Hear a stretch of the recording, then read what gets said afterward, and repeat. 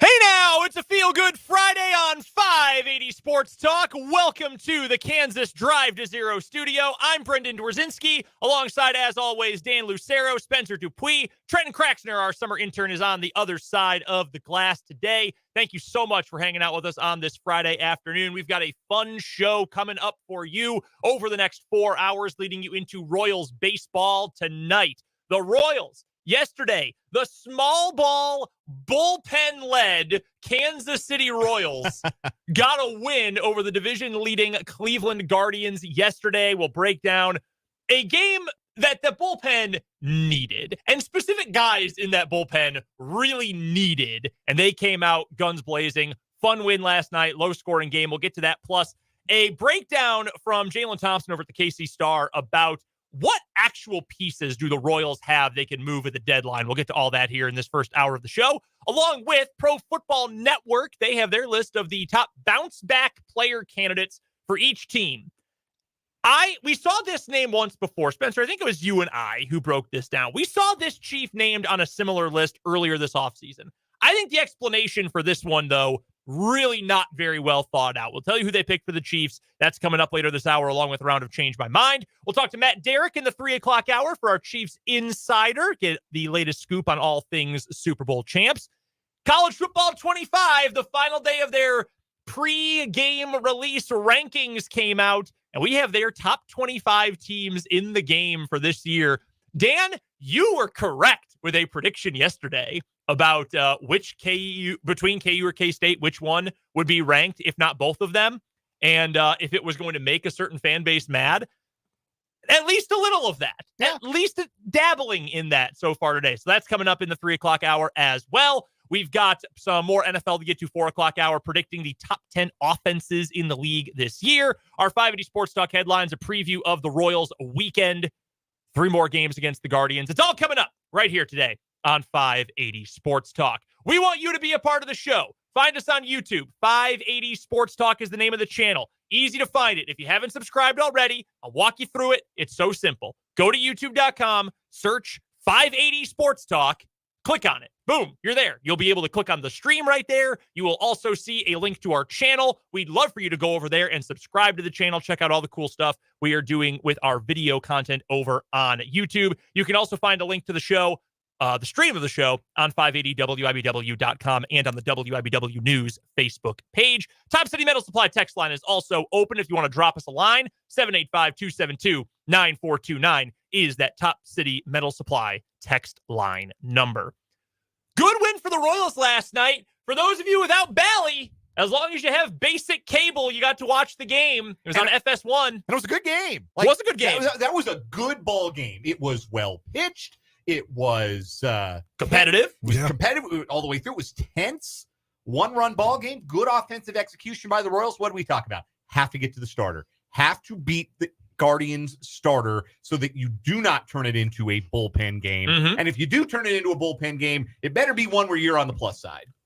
And the Royals did that. They scraped together the 2 runs against Ben Lively, who looked like prime Greg Maddux for the first 5 innings of last night's game. I think he needed only 56 pitches to get through 5 innings. Though I should note, I think Trenton Craxner across the glass would agree with me, Ben Lively had a bit of a hand from Mike Estabrook last night, who turned in what I firmly believe is one of the worst home plate umpiring performances I'm going to see all season. Somehow he wasn't even the worst guy. The guy that did the Angels and Tigers game behind the plate, according to scorecards, they somehow scored worse. But I think the Royals should get 2 wins playing 13-9 because Tripp Gibson, first inning, gives Jose Ramirez 4 strikes, and then he ejects Matt Quatraro because Nick Lofton had to disappear, apparently. So I want to talk about that, too, real quick. I'm glad you brought that up because I want to talk about this. You know how you have some guys who are real sticklers about the rules?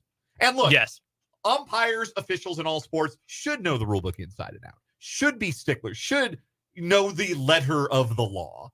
And in some cases, there's not any difference between the letter of the law and the spirit of the law. But in case you did not see the game last night, in the 5th inning, Nick Lofton is running from second to third with 2 outs on a ground ball that is hit to Jose Ramirez. And Ramirez fields this ball in what you would typically consider the baseline, the runner's line between second and third base.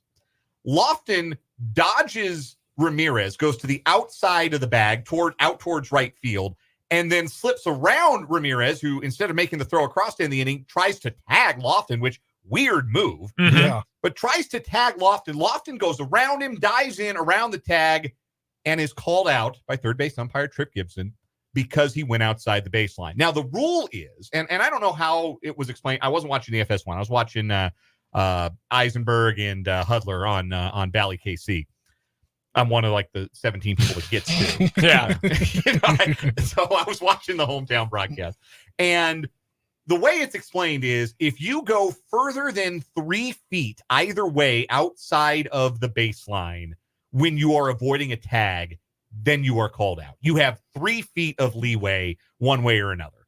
Did Nick Lofton go 3 feet outside of his established baseline? Like, I don't know. I ain't got a ruler.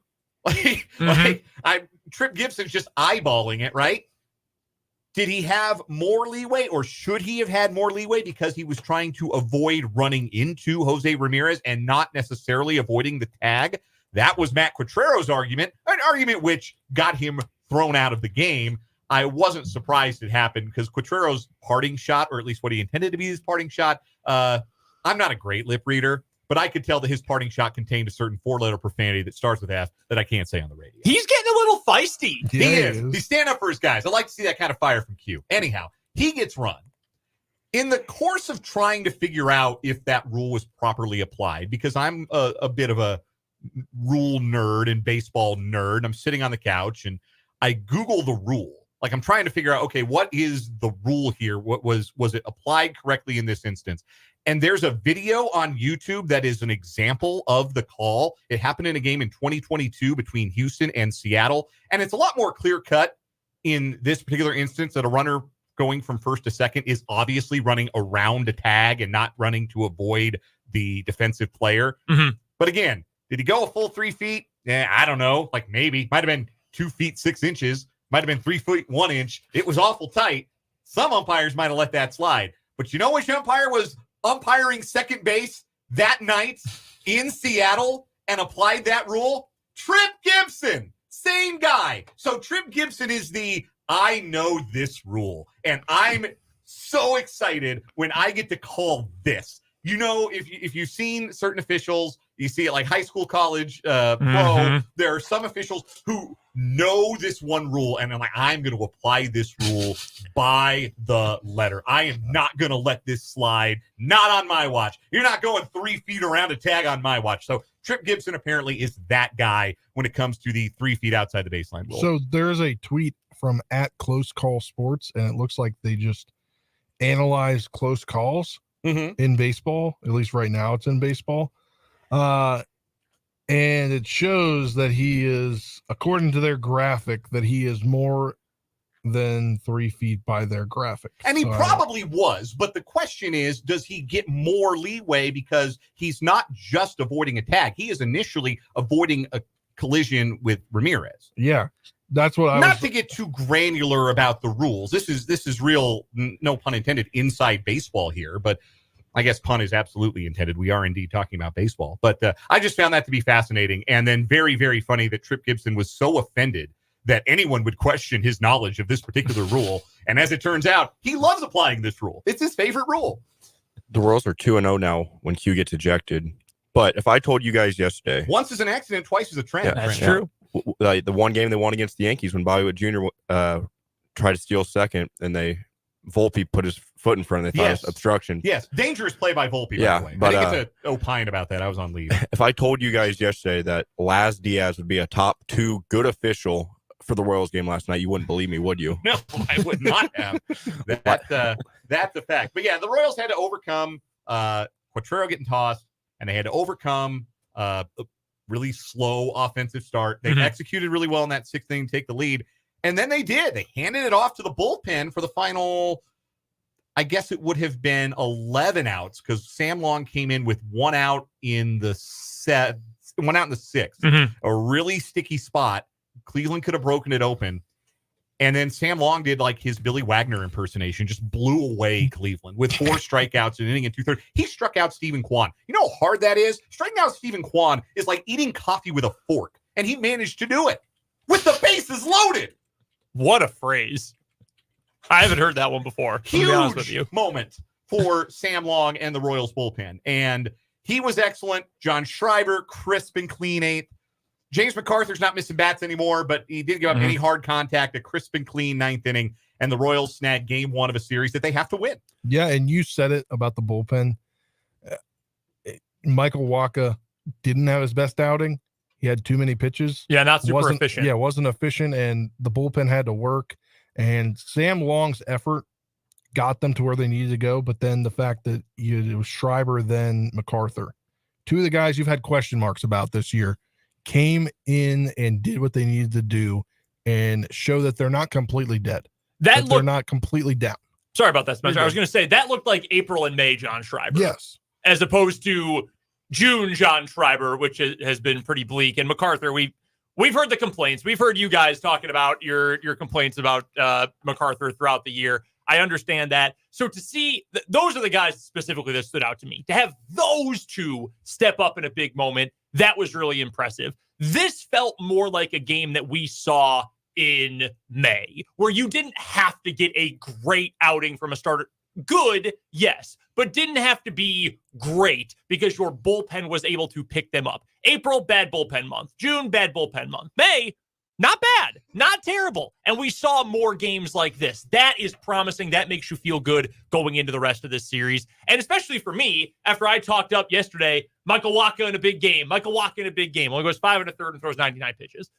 Would have loved a little bit more out of him. But when you've got a guy like Sam Long, who has become like number one in the bullpen, he might be your best arm right now in the bullpen with his sub-2 ERA. When you've got a guy like that who can bail him out with some help from some other guys that have been shaky this year, that's really encouraging. And it wasn't just Long going through the bottom of the order. Again, I mean, he strikes out Naylor coming in with runners at the corners. I think it was runners at the corners. And then they loaded the bases one batter later. I think he walked Freeman and then struck out Kwan. And then he struck out Jose Ramirez. Like, he was going through the tough part of that order in a second inning of work in the seventh and carved him right up. That was as impressive a relief performance as we have seen from a Royals reliever all season. And when you do that, it's not dissimilar really to when your starter goes out and gives you 6-7 really strong innings. You just pass the baton. Yeah.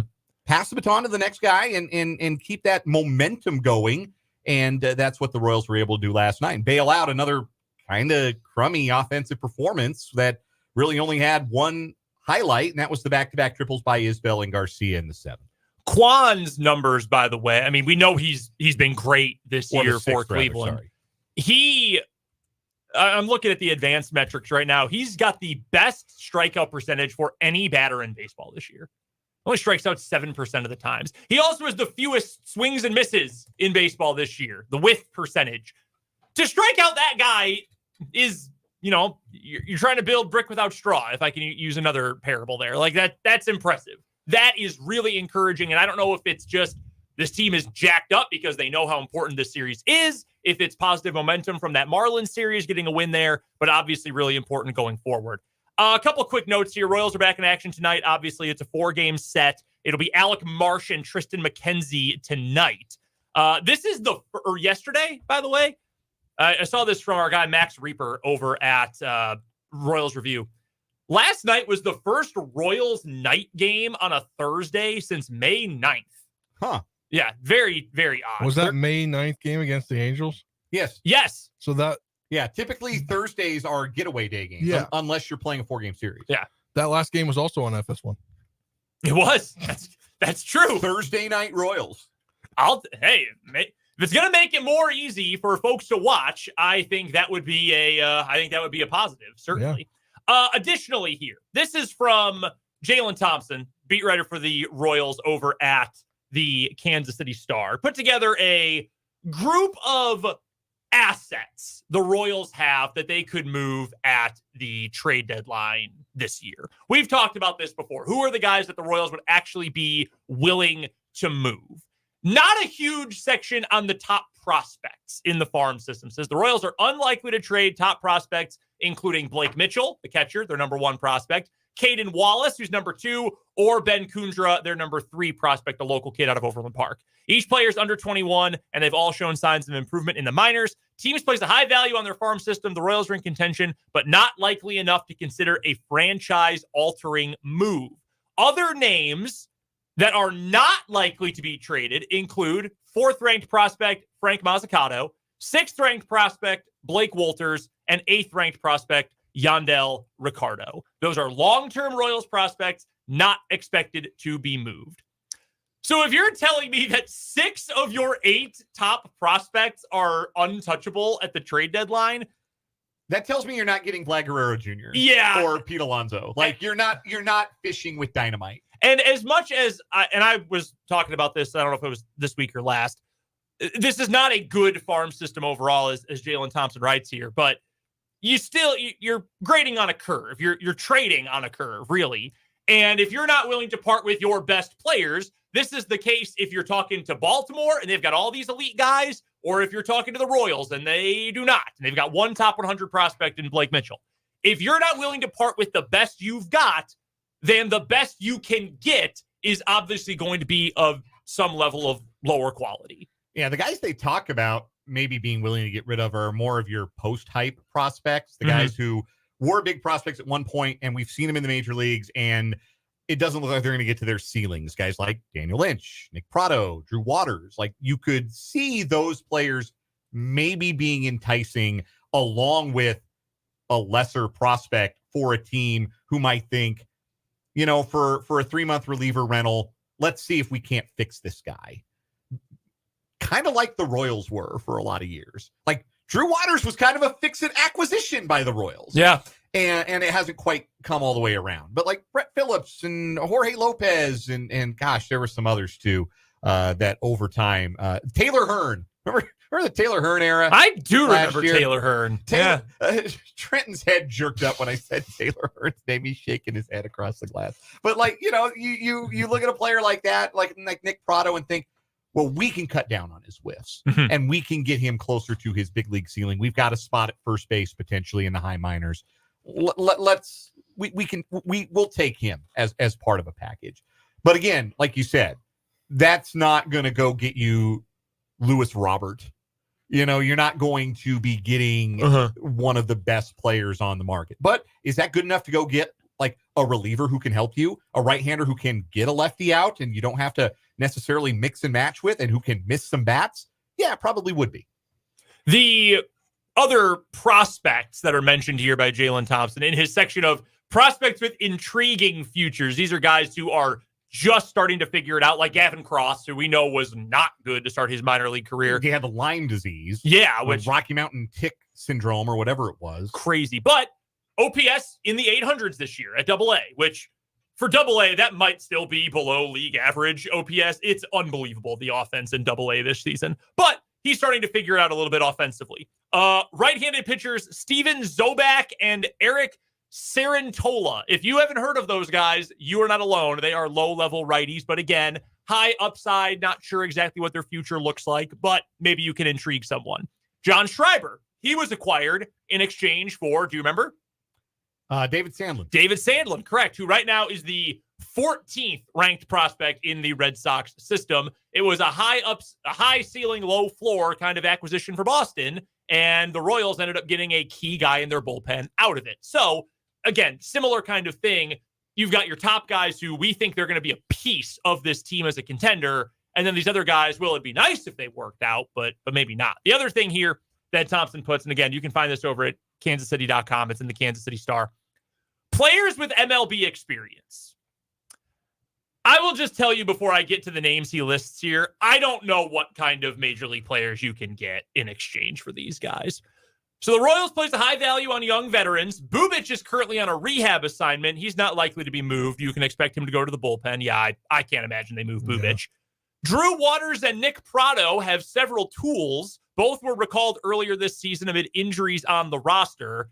I think we kind of know what both of them are at this point, but maybe a team that still thinks there's more ceiling to climb up to and has a different sort of, hitting lab is willing to take a flyer on those, especially if you're not in contention this year. Daniel Lynch has started plenty of games in his career, including a few this season. He's also got some relief work this year. And then Austin Cox as well, who I really wanted to believe in, but don't really anymore. he got plenty of work last season out of the pen. That's the kind of player you're talking about. The just swath of quad A guys the Royals have is alarming, frankly.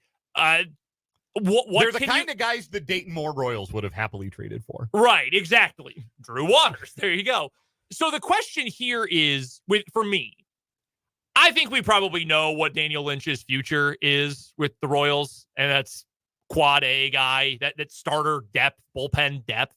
Would you be willing to part with a guy like that or an Austin Cox, even if it's a quad A for a quad A kind of trade, and just to see, all right, let's see what reliever X can do for us. Let's take a flyer. We know Nick Prado's not going to help us this year. Let's take a flyer on a bat who's had a cup of coffee in the bigs. We'll see if we can get him to figure it out. Maybe we've got the Midas touch. Is that something you'd be willing to do? Because if not, I want the Royals to be aggressive. JJ Piccolo has said we want to be aggressive, but you just don't have a lot to move.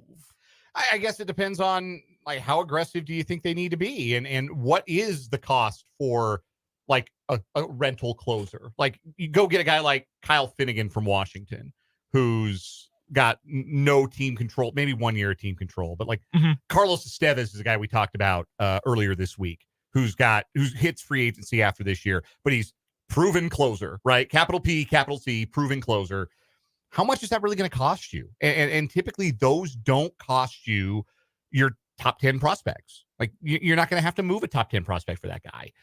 Even if your system stinks, you're not moving a top 10 prospect for a guy like that. So the things that the Royals, like, they're not going to be able to go and add the piece that takes them over the top, but I still think they're going to be able to add pieces that make them deeper and give them a better chance to survive the dog days and win those close, low-scoring games because they deepen up their bullpen, because they get less reliant on James McArthur in the ninth inning.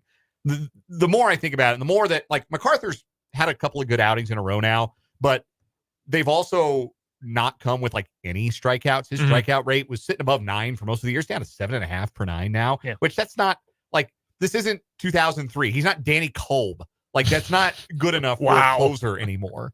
Shout out, who was the other guy? Threw just a ton of ground balls and was a closer. Just didn't strike anybody out and just threw ground ball after ground ball. Oh my God. Dan Quisenberry. Like, that's way back. Completely different game in the 80s. But like, you need your ninth inning guy to blow people away. Am I thinking of Jim Johnson? Is that who it is? Jim Johnson. Long time Oriole. Well, at least one time Oriole. I think it might have been Jim Johnson that I'm thinking of. As an all-star, Jim Johnson saved 50 games twice. In 2004, Dan Kolb was an all-star. He had an ERA sub 3, saved a career-high 39 games. It was his only all-star season. He struck out 3.3 batters per 9, a career low. Yes. That's sub Quisenberry, by the way. Like, Quisenberry had seasons that were better than that. Jim Johnson saved 51 games in 2012 as an all-star with a 5.4 strikeouts per 9. And then say 50 again the next year. Was Baltimore good in 2012 and 2013? No. But the ninth inning was on lock. I'll tell you what. Shout out to Jim Johnson. Anyway, proven closer. Back to my point. Yes. I think the Royals need one. I think they should go out and try and get a guy with some real ninth inning experience, like Estevez, like Finnegan, like Miami's Tanner Scott. Somebody like that who can pitch the ninth inning so that you are less reliant on the unproven James McArthur, who, like, I'm still in on James McArthur. Haven't sold all the stock as a big league reliever and maybe long-term as a ninth inning solution. But if you're serious about making the playoffs, I would like to feel a little bit better about the ninth inning than I do right now. All right, real quick, before we get to commercial break, I'll ask each one of you. You need 3 outs. Firefighter inning. It doesn't have to be the ninth, but you are in a high leverage situation. You need to get 3 outs in a do or die game. Who are you trusting? Who would be the guy you have to go to out of the bullpen if everyone was available? It would depend on the matchup, probably. Like if it was left-handers right now, I'd like Sam Long. If it was just right-handers, I might say Schreiber. If it was a mix, probably lean McArthur. I'll go Long. I'm thinking Long too. Trenton, who would you pick? Sam Long. Yeah. At this moment right now, I think you just ride the hot hand. And yes, you got to play the matchups, but he's been your best arm. He hasn't really angered many people. Yeah, he hasn't pissed everyone off yet. Around long enough to. Yeah, but he hasn't done it multiple times enough to anger people. It's true. We'll get fewer angry texts and comments on the YouTube stream. Speaking of, we'd love to have you check out the YouTube. 580 Sports Talk on YouTube is where you can find us. The stream is also available at 580wibw.com. On the other side of this timeout, we'll play Change My Mind, and then list of comeback player candidates for each team in the league. Bounce back players, I should say. Why I don't really like the explanation they've got for the Chiefs pick from Pro Football Network. That's coming up on the other side of this break, live from the Kansas Drive to Zero studio. This is 580 Sports Talk.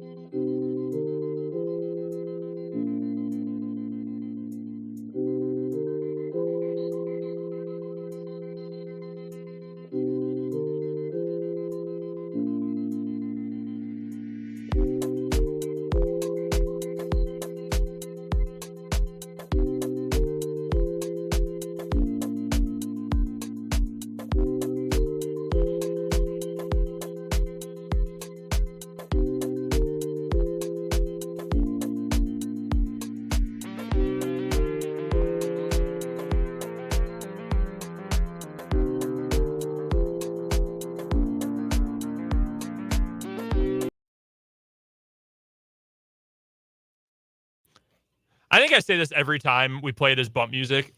What an all-time great song. Black Betty.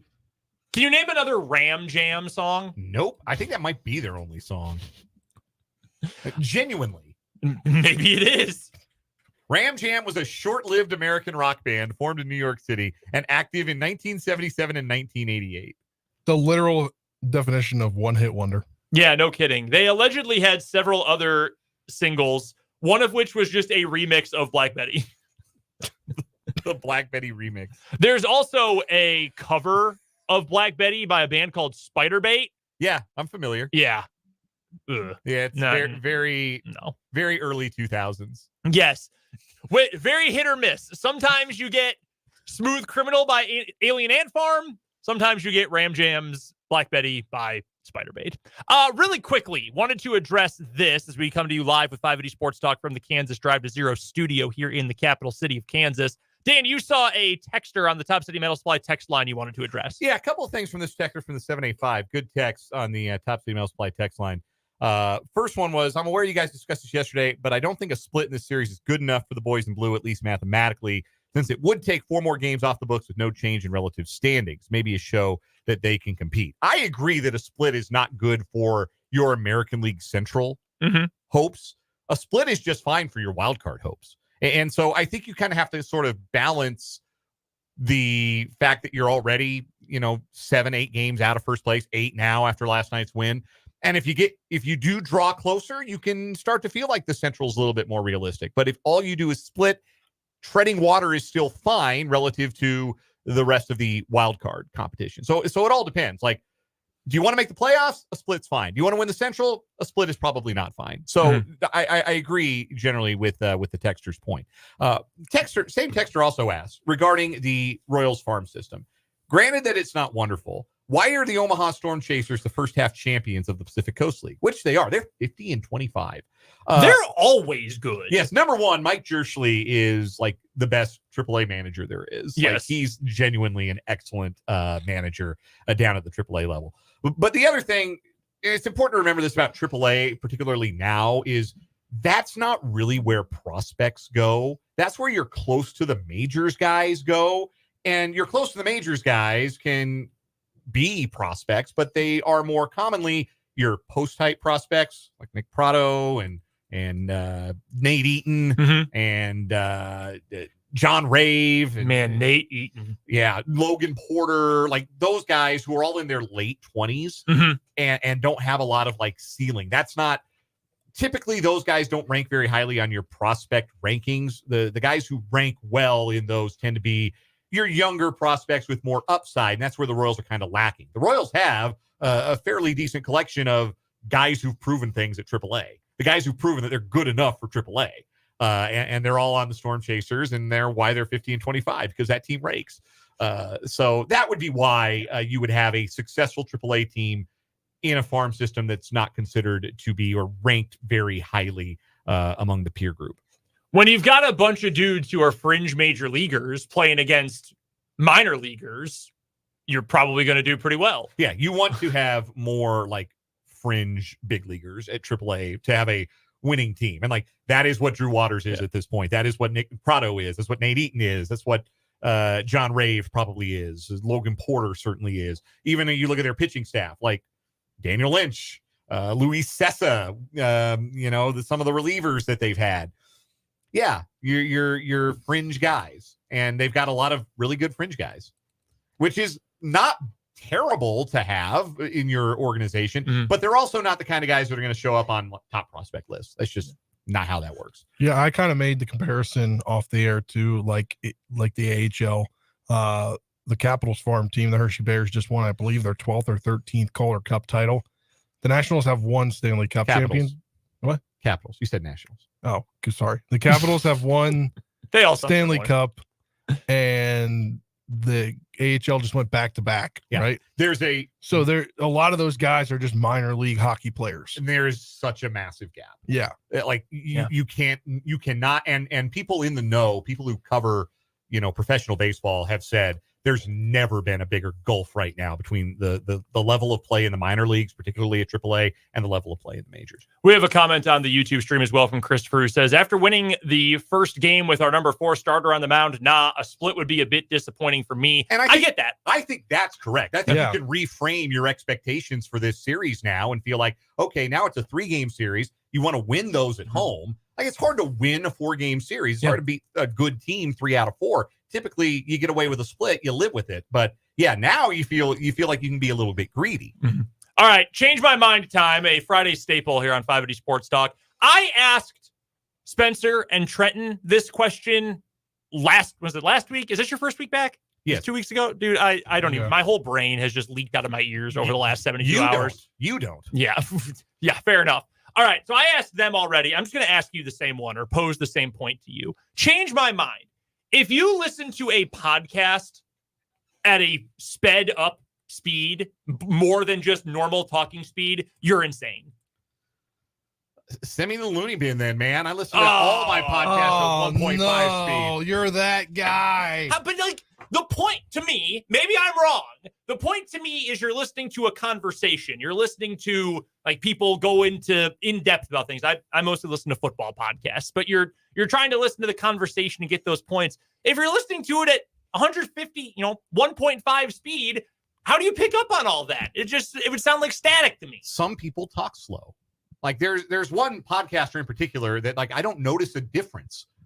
From 1.5 speed is like normal speed for what I'm accustomed to hearing. Shout out to Trill Withers. But like I do. I listen to every podcast I listen to. I listen on 1.5 speed. No laying up, 1.5. Right time with Bomani Jones, 1.5. Third time's a charm, 1.5. Crazy. Any basketball podcast during the playoffs, always 1.5. Now there are some where like the information is coming too fast and furious. It's like, yeah, I can't really do these guys at 1.5. I gotta slow it down a little bit to catch all like the jokes and all the references. Like I can't do shutdown full cast at 1.5. I gotta listen to that one at regular speed. Too many jokes. Too many jokes. Too many in references. Yes. Yeah. We were asking about this last week, and Spencer said, "Can you imagine listening to Ben Shapiro on a sped up podcast?" And then played it. Honestly, really funny. Yeah. Really, really funny. Oh, that was good. All right, either of you change my mind. I do not have one because I was thinking about the Royals losing last night, but they won. Wow, you have so little faith. No, Our guys- they were. It was nothing in the eighth inning or going into the eighth inning. I thought they were going to lose 1-0, or it was 1-0.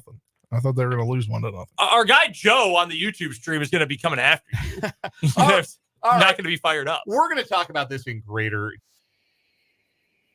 We have our first kind of college football top 25 of the year. Mhm. It's based on video game rankings, but a top 25 is a top 25. Sure.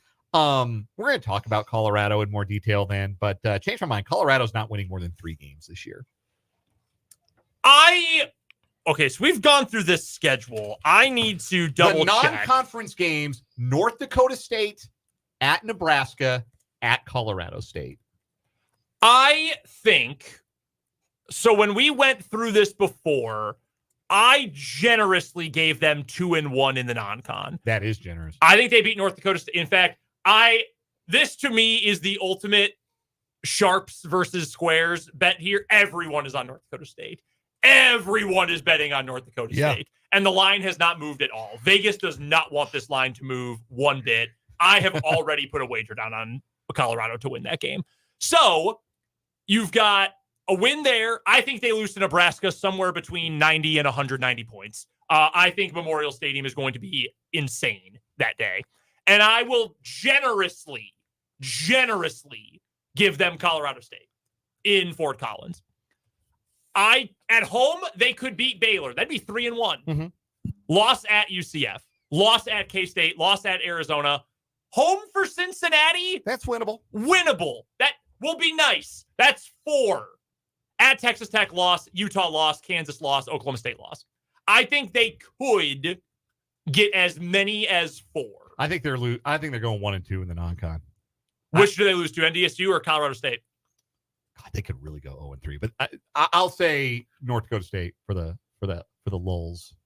They lose to North Dakota State. I cannot believe still to this day, we're approaching a year later, how badly Jay Norvell bungled that game last year for Colorado State. They should have won probably by multiple scores over Colorado. Yeah, they really could have. What do you think the number is? Do you think it'll be north than 3? I think it's north of 3 at 4. I think 4 is a good one. I think there'll be some games where Travis Hunter and Shedeur Sanders win you the game. Just take over with their talent. Yeah, that it could be that simple. Like just honestly. a few deep balls. Like I could see that. And, I mean, Hunter's a stud. He's that good. You need more than 2 players, and I really don't know that they have more than 2 players, to be honest. Certainly not on defense. That does it for Change My Mind. Up next, Pro Football Network's list of bounce-back candidates for each team. Who did they pick for the Chiefs? We'll tell you next on 580 Sports Talk, live from the Kansas Drive to Zero studio.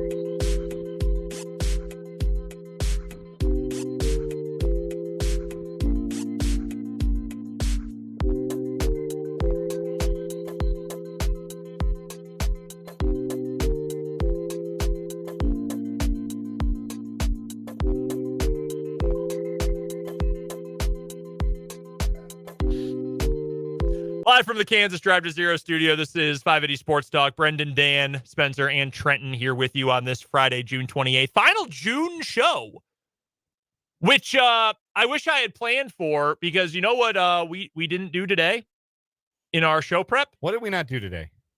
Set up the monthly championship for What Is Wrong With You. Ooh, yeah, we sure didn't. How's July 1st sound? We've done that before. Yeah, we have done that before. All right, that's fine. Dang, We'll get a full. I had a good as hell story too for today. That's fine. We'll do them all today. We'll do a normal What Is Wrong With You today, and then we'll just run through the whole championship on Monday. We've done that before. I don't even think anybody realized that. No, absolutely not. Like Wednesday night when you sent out the yesterday's thing. Yeah, I didn't even think about it No. being 2 days for the rest of the month. we can get to this Chiefs thing momentarily. I do want to bring this up. I Beetlejuiced our guy Joe, loyal listener on YouTube. And I said, Spencer, by talking about the Royals losing in the middle of the game and being prepared to talk about it on the show today, you are going to invoke the wrath of our pal Joe, who says, Spencer, you bring it on yourself. And I got to be honest, I kind of agree with Joe today. You could have lied to us. You could have said, I was so infatuated with that Royals game in the bullpen yesterday, I wasn't even thinking about change my mind for today. You did not have to tell us you were expecting them to lose. Look, I'm a man of integrity. We know that already. I wore a Cowboys sweatshirt on the show. That's true. You and Trenton both proved that. I don't lie on the air about things. Sometimes I lie in my personal life, but I don't lie on the air. Is there a story behind that? We'll keep that off the air. All right, real quick. This is from Pro Football Network, PFN, if you will. Their writer, Nick Faria, put together a list of player bounce back candidates for all 32 teams in the NFL this year. His pick for the Kansas City Chiefs is Travis Kelce. Despite being at the top of the social media circle, the Chiefs All-Pro tight end had one of his worst seasons on the field in 23, suffering from multiple drops and the least amount of yards per reception in his career. For Kansas City to repeat for a third straight year, it will need a better year from Kelce in 2024. Now, we had a similar topic several weeks ago when Kelce was listed as a bounce-back candidate. And the explanation was not that he was bad, and in fact, he was really good late in the year in the postseason, so maybe he doesn't even count, but he was hurt. He wasn't full strength. He didn't go to 1,000 yards. Now, with some new receivers, maybe Patrick Mahomes is going to throw him the ball a ton this year. I think he's going to be open a whole lot more because the Chiefs are going to be able to stretch the field. I would not be surprised if Travis Kelce went for 1,100 yards this year, because you're going to have more of those underneath safety blanket kind of throws. And we know how good Travis Kelce is when he catches the ball and is on the run. I don't remember who said this, but said he runs like he's riding a surfboard. Yeah, runs like he's surfing. Yeah, it's very true, but it's effective. I think it was Robert Mays of The Athletic who said that. He runs like he's surfing. It's a very effective strategy. It always has been for him. I wouldn't call that one of his worst seasons in the NFL. I mean, literally by a statistical viewpoint, sure, but Travis Kelce still arguably could have been an all-pro, and I don't think anyone would have blinked an eye. Yeah. Look, he would have had 1,000 yards if he didn't decide to sit and rest and get ready for the playoffs. And what did he do in the playoffs? He scored a few touchdowns, and he helped them win another Super Bowl. Yeah, he was out for 2 games, which he never misses. And he still almost had 1,000 yards. Yeah. And it's not like tight ends having 1,000-yard seasons is like routine. It was Kittle, Laporta, and I think that's it. I don't think Hawkinson got there before he got hurt. I don't think so. I think that's it. I don't think there were any other tight ends who got to 1,000 yards last year. Those were the 2 All-Pros. Yeah. Man, Laporta's so good. Yeah, really good player. Who would you pick if you were to select a bounce-back candidate for this Chiefs team this year? Who would you pick? I'd pick Nick Bolton. Okay. I think that I thought he was playing really good football before the injury. I thought that he had an opportunity last year to maybe reach all-pro caliber, and I don't think he got there after the injury, and I think that can be attributable to the injury. It took him off the field for a long time, and it's not like a long-term lingering effect injury that I think is going to bother him throughout his career. So I think if he stays on the field this coming season, I think we're going to see that version of Nick Bolton. Do you have a bounce-back candidate? I don't know. I mean, there's guys that didn't see the field last year that had high expectations. Brian Cook, Najee Johnson, Sure. those guys. But I think that there wasn't much for this guy to pick. So he picked Travis Kelce, who, right? I agree. I mean, there's no one who like, oh man, they really sucked it up, but I have high expectations. Like MVS is always the go-to answer for this question every offseason, but he's not here anymore. Yeah. So and I'm with you. Kadarius Toney is being buried on the depth chart, so you don't put him on there. Yeah. If he even makes the team. I would give you a couple.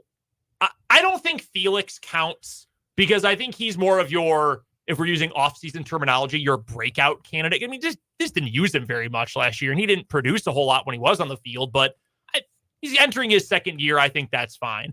I think you could argue for either Joshua Williams or Jalen Watson, and it's not really through any fault of their own. I heard, and this was also from the Athletic Football Show and Robert Mays, Joshua Williams last season was one of the, statistically speaking, this is, advanced metric stuff, one of the best corners in man coverage in terms of receptions allowed per route run in the whole NFL. Now, he didn't play a whole lot. He only played 35% of the snaps or so it's a small sample size. But both of those guys kind of took a back seat with how well McDuffie was playing, with how well L'Jarius Sneed was playing. They really didn't need them all year. They had health everywhere else. So I could see them being asked to be in a bigger role, really being able to take a step forward. So I think I would pick either of those guys. Again, not through any fault of their own. Real quick, one tight end got to 1,000 yards last year. Who was it? It was just one? Just one. It was Kittle. It's George Kittle. Oh. Laporta did not even get to 900 yards. He had 889. Wow. The second leading receiver among tight ends, Travis Kelce. Even Kittle barely got there. He only got to 1020. What a bum, though, right? Yeah. Boy, what worst year of his career? What was Kelce at? Too focused on off the field things. He needs to get his head back in the game. What was he at? 984. There's like some retired dad in like Olathe who sincerely holds that opinion about Travis Kelce. Or possibly two people who were on network TV last night. Look, Anyway, if he got in that last game, he could have beaten George Kittle. Yeah. Oh, easily. Yeah. Very easily. He was the oldest player, or for a player his age, he was the oldest at the top of the leaderboards last year for receivers. We do have to get to a news break here at the top of the hour. When we come back, our first quasi top 25 poll of the college football season, plus Matt and Derrick will join us for our Chiefs Insider. It's all coming up next hour here on 580 Sports Talk, live from the Kansas Drive to Zero studio.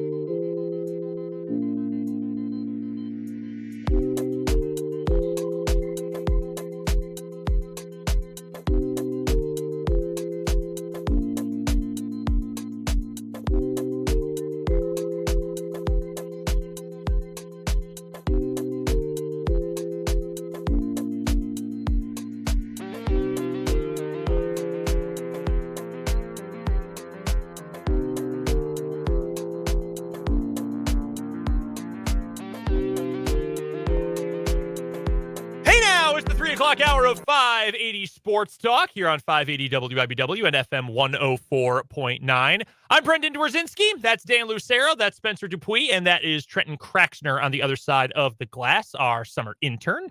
All of us here with you today until 6 o'clock. And at the bottom of the 6 o'clock hour, 6:30, we'll have pregame coverage for Royals baseball, Game 2 against the Guardians coming up tonight.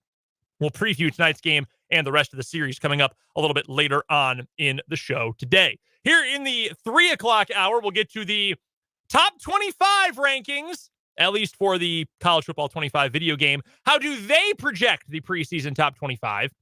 It's a wild list. Let's just be blunt about that. On second thought, and Matt Derrick also to come. Matt, of course, will join us on the Fleming Place Wine and Spirits hotline for this week's edition of our Chiefs Insider. You can be a part of the show either on YouTube, 580 Sports Talk's the name of the YouTube channel. You can go subscribe to our channel while you're there. We would appreciate it a great deal if you would. And the video stream can also be found on Facebook. The page there is WIBW News, at Twitter, at 580 Sports Talk, and at 580WIBW.com. Of course, the Top City Metal Supply text line also open. 785-272-9429 is the number for the Top City Metal Supply text line. No more wasting money on metal pieces that leave you with unnecessary leftovers. Top City Metal Supply will cut exact lengths of aluminum, steel, and stainless steel tailored to your project's specifications. So start optimizing your budget with Top City Metal Supply on South Topeka Boulevard, just north of Forbes Field. Spencer. Your feud with the YouTube comments is continuing here. After you said earlier you were planning on the Royals losing last night, Joe on YouTube says, Spencer probably cheers for ISIS and hates puppies and has a 6 handicap. I think that's a reference to the debate last night. I will tell you, I do love puppies. Who doesn't? Who doesn't love puppies? So much that my girlfriend keeps sending me them and tells me we need to get one. And I'm like, yours too, huh? Maybe here in like a year or two. Like, come on. I think this is all I'm going to say about the debate last night. And even this may be too much, but I think it says a lot that the most animated either guy got last night was when the other guy said, you're not that good at golf. I saw a few things on Twitter. How dare you impugn my golf game? A bunch of septuagenarians arguing about golf. That was the presidential debate last night. That was the highlight. I think you are underselling it, Dan. At least one. Yes, our President Biden is an octogenarian. Octogenarian. Yeah, yes. President Biden is 81. Apologies. Yes. Former President Trump is 77, I believe. 78. 78. Yes, even better. I don't want this show to get taken off the air, so we are going to continue with 580 Sports Talk I'm just today. saying, if anybody wants to argue with me about my golf game and tell me I suck at golf and then I'm not actually as good as I say, I would probably be inclined to agree with you. Be like, yeah, man, I can't chip worth a damn. I don't play often enough. I got no feel around the greens. Jack my way around the course like it's nothing. Some guy named Big T says Trenton looks good. Trenton, do you have any comments? We'll put Trenton on screen on the YouTube. Trenton, are you aware of listener Big T? I am not. Well, but I appreciate Is that yours? No. Are you messaging yourself? No. In the comment I have section? one YouTube. It's just for my personal. It's Trenton Kraxner, but I appreciate the compliment, though. Oh my gosh! By the way, Spencer, my wife and I, we had an agreement, and I love dogs. I'm very excited to have one at some point. We had an agreement when we lived in our apartment. We need a yard. Once we have a yard, that's what we can get a dog. I said we get a yard, we get a dog. We have a yard now, so no excuses at this point to add to the family. All right, let's get to it. The College Football 25, the new EA Sports College Football video game. Everyone's very excited about it. They released today their top 25 rankings to start the college football season. So the 25 highest rated teams in the game. It's not the coaches poll. It's not the AP poll, but it is preseason rankings. And you know that is right up our alley. So here's how they read out. Georgia's number 1, Ohio State, Oregon, Alabama, Texas. That's the rest of your top 5. The only top 10 Big 12 team is Utah. They're 10th. With Clemson, Notre Dame, LSU, Penn State rounding out the top 10. Michigan, Florida State, Miami, yeah, best of luck there. Texas A&M and Ole Miss are 11 through 15. Here's where it really goes off the rails. Number 16, Colorado. What? 17 OU, 18 Wisconsin, then USC and Virginia Tech are 19 and 20. 21 North Carolina State. 22, wave the wheat, ladies and gentlemen, the University of Kansas. 23rd is Arizona, 24th is Oklahoma State, and 25th is Iowa. You're not disappointed today. You said you wanted them on there. I did want them to be on there, and I'm happy about it. I think that's fair. I think if you brought up the AP poll today and said KU is slotted in 22nd, I think I'd say, yeah, that's fair. So my question is, like we said yesterday, when we talked about how everything's subject to change, are they going to put out their, is a whole team ranking? Because these are based upon the team overall strength in the game rating of 0 to 100. Yep. And the top is 95 at Georgia. Is this going to change every update they have? Like, You would think.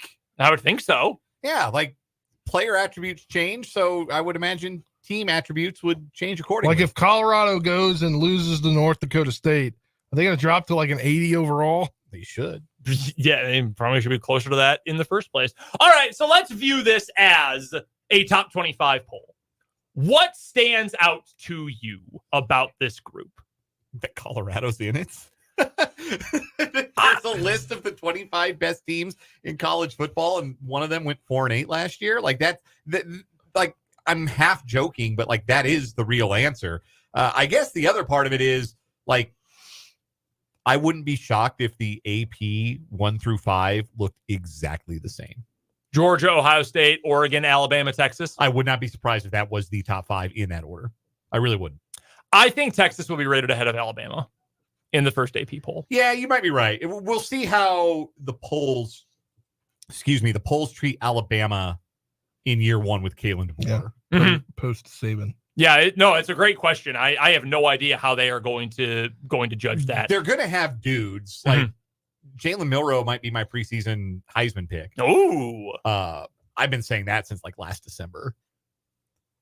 it's not a bad pick. But yeah, it will be interesting to see how much credit, because the preseason poll is a projection, and how, if at all, is the perception of Alabama preseason hurt by the fact that the greatest coach of all time isn't on their sideline anymore. I think it's probably going to hurt at least a reasonable amount. The teams that I look at this and I say, okay, these are overrated, whether you're looking from a video game context or you're looking from an actual preseason top 25 context. I do not think Clemson is one of your 6 best teams in the country. Prove it to me, because ever since they stopped recruiting wide receivers and have gone through so many different offensive coordinators and have refused to use the transfer portal. Yeah, I was about to say they don't really use the transfer portal. These are all freshmen building 4 years or 4 years. Well, okay. We have been told, we have heard they do use the transfer portal. They have a whole class of kids transferring from high school. Dabo Swinney said that. Yeah. A real college coach in 2024 said that. I think they're overrated. I think LSU's overrated. LSU had really good wide receivers this last year, as well as the Heisman Trophy winner at quarterback. What was their record without, or what would their record have been without Jaden Daniels last year? I don't know, because they went, 9-4 with him? Do they win 7 games? Without Jaden Daniels? I don't know that they do. Like that team to me felt kind of paper tiger-ish. Like, you're propped up by a guy who's winning the Heisman and is putting up these crazy numbers. And the fact that they always have great receivers, that absolutely helps. But I don't know about that. Even Penn State at 9. Penn State's got talent. I think James Franklin's a good coach. I don't believe in Drew Aller, though. And what does it mean to be 9th in the country if you are just always going to be a little brother team to Ohio State and Michigan? Well, it is accurate in the sense that it puts them as the 3rd best team in the Big Ten, which they are fated to never be anything more than that.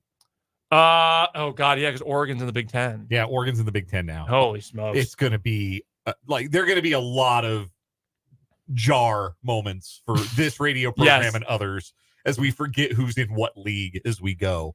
A couple others notable here. Corbin on YouTube, he points out Virginia Tech. Wow, number 20 in this particular quote unquote poll. I know there's a lot of hype for that Virginia Tech program. I know a handful of Hokie fans, and they like Brent Pry a lot. 32nd in SP+. Like, it's not outrageous to think they could be a down ballot top 25 team. Yeah. Certainly not out of the question. Yeah, I think they've got a lot of returning players this year. Mhm. And I know they have an interesting non-conference schedule. I'm pretty sure Marshall plays them in Virginia. The schedule, Lane. yes, they will be playing in Blacksburg. Yeah. They get, who would it be? Vanderbilt, Marshall, and Old Dominion. I mean, yeah, 3-0 start, people will be taking notice. They also play Rutgers, non-conference. But Vanderbilt, they're the worst team in the SEC. They're like the Rutgers of the SEC, right? Who is the worst Power 4 team? It's not Kansas anymore. Who is the worst Power Northwestern, 4 team? Rutgers, or Vanderbilt, right? I mean, Northwestern went bowling last year. That's true. I think Rutgers did. Well, maybe not last year, but the year before. Yeah, Rutgers did. Rutgers won. Yeah, because Rutgers was like 6-2. Yeah, Rutgers had a halfway decent year. Is it? If it's not Vanderbilt, and my lean is that it is Vanderbilt, is it Arizona State? It might be. It might legitimately be Arizona State. Again, I've said it before. I like Kenny Dillingham, but I just don't know that they have enough dudes. Indiana, pretty bad. I'm fascinated to watch them because they just moved James Madison and all of its players and coaching staff to Bloomington, Indiana. And it's just That's James true. Madison. And James Madison rocked last year. Yeah, so fun. They were good and they were super fun. By the way, I'm sorry to cut you off, Dan. Real quick, I just wanted to be certain about this. Rutgers started last season 6-2 to get bowl eligible through 8 games, and then proceeded to lose its last 4 games of the regular season. Hey, look, they did what they came to do, and then they tapped out. They beat Miami in the bowl game. They just ran very basic, like junior high football handoff plays the entire game to beat Miami, and they could do nothing about it. I have a question for you guys. Do you think that that has nothing to do with K-State or Kansas? It has to do with Marshall and their schedule. Okay. If they were to be, if they go 4-0 in their non-conference, it's going to be very hard. But they have upset one team before. Okay. So they play Stony Brook, Virginia Tech, at Ohio State, at Virginia Tech as well, and then they play Western Michigan. If somehow they go 4-0 and upset Ohio State, do you think, and they continue to win, do they have a shot? Yeah. I think Ohio State's big enough for them to have a shot. I mean, any team that beats Ohio State's going to have a playoff shot this year. Marshall's going to be a 39.5-point underdog in that game. What were they to Notre Dame? That was Notre Dame. Oh my God. Yes. The answer is yes. They do have that chance. Let's I've got a chance to grow a third arm out of my backside. I did about the same chance, I would say. Before we get to before we get to KU and K-State, what am I missing with Colorado? I'm serious. I'm looking for a legitimate answer. Is it simply just people like watching, or the idea of watching Sanders and Hunter? Is it just wish casting that Coach Prime is going to actually be a good coach this year?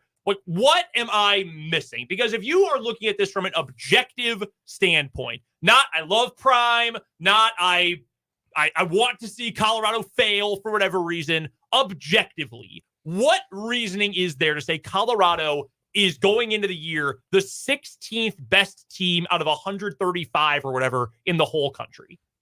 Nothing, except for if I'm making a video game and I know that a lot of people that buy video games are hype beasts and want to Twitch with Travis Hunter, then maybe I should make the team Travis Hunter plays on good.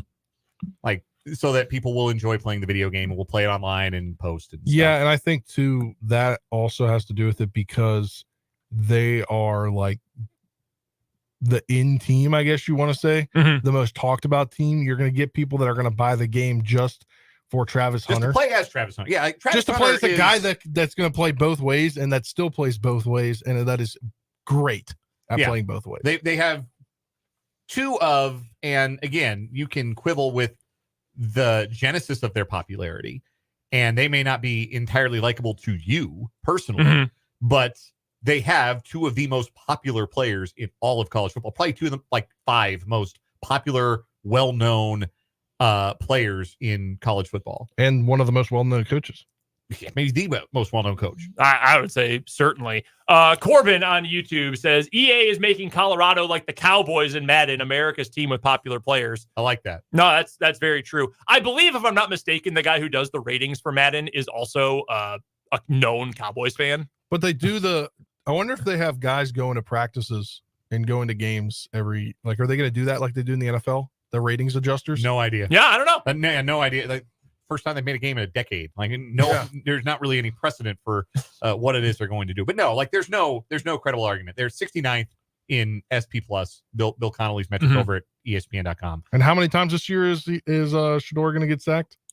69 times. Like nice. So many times. There's no credible argument. This is a video game making a business decision. A great point here from Barbara, and I know we've talked about this before too. Barbara on YouTube says, isn't it hard on a player's body playing both offense and defense? Yes. And that's why, as fun as it's going to be, and I'm sure he's going to play 100 snaps between offense and defense again this year, just like he did last year. I don't think Travis Hunter can go both ways in the NFL. No, he's going to have to decide. Yeah. Maybe it won't. Maybe it'll be decided for him. Even the best athletes who have tried to go both ways in the modern NFL, like Champ Bailey and Deion Sanders, even they only did it for like a year or two. Like Troy Brown for like half a season out of necessity. Yeah. But that's it. Like Charles Woodson had a package. Travis Hunter is not going to make a career out of this. He is going to play one thing in the NFL. It will be fascinating to see what it is because he's really, really good at both things. This is not like, he's moonlighting. No, man, did you see him pick off the rail on mesh at the goal line against TCU? He's awesome at defensive back, and he might be better as a wide receiver. So I think that it's a fascinating subplot that's for a later time. As a college player, though, he is so unique. And I think if he played for any other program in the country, people would be more inclined to celebrate him. Colorado is just so polarizing with all of the other stuff that comes with Colorado football and Coach Prime that the backlash probably hurts his perception in some quarters. If Travis Hunter played for your favorite team, whoever that might be, or if he played for a less polarizing team, like a team that nobody has a negative opinion of, like let's say Oregon, like people kind of dig Oregon, right? If Travis Hunter played for Oregon, everybody would love Travis Hunter. He'd have the best Q rating of any college football player in the country. I think personally, cornerback is the future for him. There are a lot of good receivers out there. And you're right. I mean, he may have elite wide receiver talent. There ain't many number one lockdown cornerbacks. No, there aren't. And it goes back to something we talked about a few weeks ago with Matt Verderam. Like cornerback might be the next premium position. The guy's getting the long-term, the big dollars in the NFL. That might be where the money is and where the opportunity is for Travis Hunter. Who's underrated? We've talked about overrated long enough. Who's underrated here? I will say that there are two teams that are conspicuous by their absence. And one of them is Kansas State, who I firmly believe is a preseason top 25 caliber team. I agree with you. The other is Mizzou. And I know that we are loath here to say nice things about the Missouri Tigers. Didn't they go 11-2 win the Cotton Bowl last year and bring back most of their offensive production? They are, for what it's worth, the best team in SP Plus not to be featured in the College Football 25 top 25 rankings. They are 11th in SP Plus preseason. They were ranked what, offense or defense? Which one? Oh, offense, I think was top 10. Yeah. I will say this. They did lose a lot on defense. They did. And that is a question mark, but boy, that offense is going to be high octane. They have maybe the most fun wide receiver in college football in Luther Burden. He's really that dude. But here's why I'm okay with this. I don't like Eli Drinkwitz. Neither do I. I think he sucks. I think he's a dork. And I'm glad that they are not ranked because of that. And I hope it ruined his day. Hope he's really bothered by it. But no, you're right. They certainly deserve to be on this list. Do you agree with me that Kansas at 22 feels about right? Roughly. Like if you like Kansas, that's probably the spot for them. Mm-hmm. What would you say a fair range would be? I think that they will, if they turn up in the AP top 25 preseason, it will be 24-25. Be something like that. Yeah. Like bottom of the bottom half, bottom portion of the top 25. But yes, a fringe top 25 team. And that's what 21 through 25 in a preseason top 25 poll is anyway, right? Like you can interchange NC State, Kansas, Arizona, Oklahoma State, and Iowa with like four other teams, like Iowa State, Louisville, Auburn, K-State, Mizzou. Or Tennessee, and it would be just as credible. No, I agree with you. I can't stand NC State. I know they're led by a Kansas guy, by Dave Doran, who a lot of folks at one point wanted to take over and coach at KU. I I can't stand them. This is entirely because of gambling. This has nothing to do with their style of play or their players or Dave Doran himself. I have lost, I think, every bet I've ever placed at a North Carolina State game. They are persona non grata as far as I'm concerned. We will move from college football to the NFL a little bit later on this hour when Matt Derrick of ChiefsDigest.com joins us for our Chiefs Insider. First things first, though, after this break, we've got to offer a mea culpa. It's on second thought. That's coming up next on 580 Sports Talk, live from the Kansas Drive to Zero studio.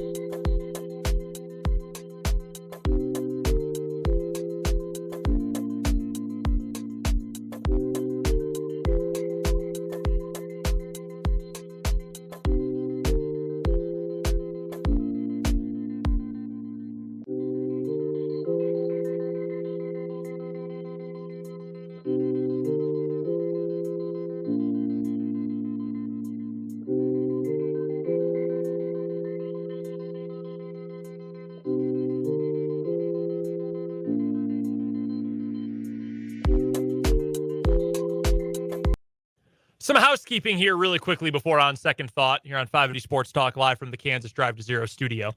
Literally house cleaning. I had to fix our banner in the studio a moment ago. We had a texter who just chimed in on the Top City Metal Supply text line with a link to a place where you can adopt dogs here in town. Spencer opened the link, turned to us and said, "Now I want one." Yeah. Don't let your girlfriend hear that. Nope. Because you will have a dog in your apartment faster than you can blink. Well, hopefully she's not listening. She hasn't texted me. She is on the road today out here. So Yeah.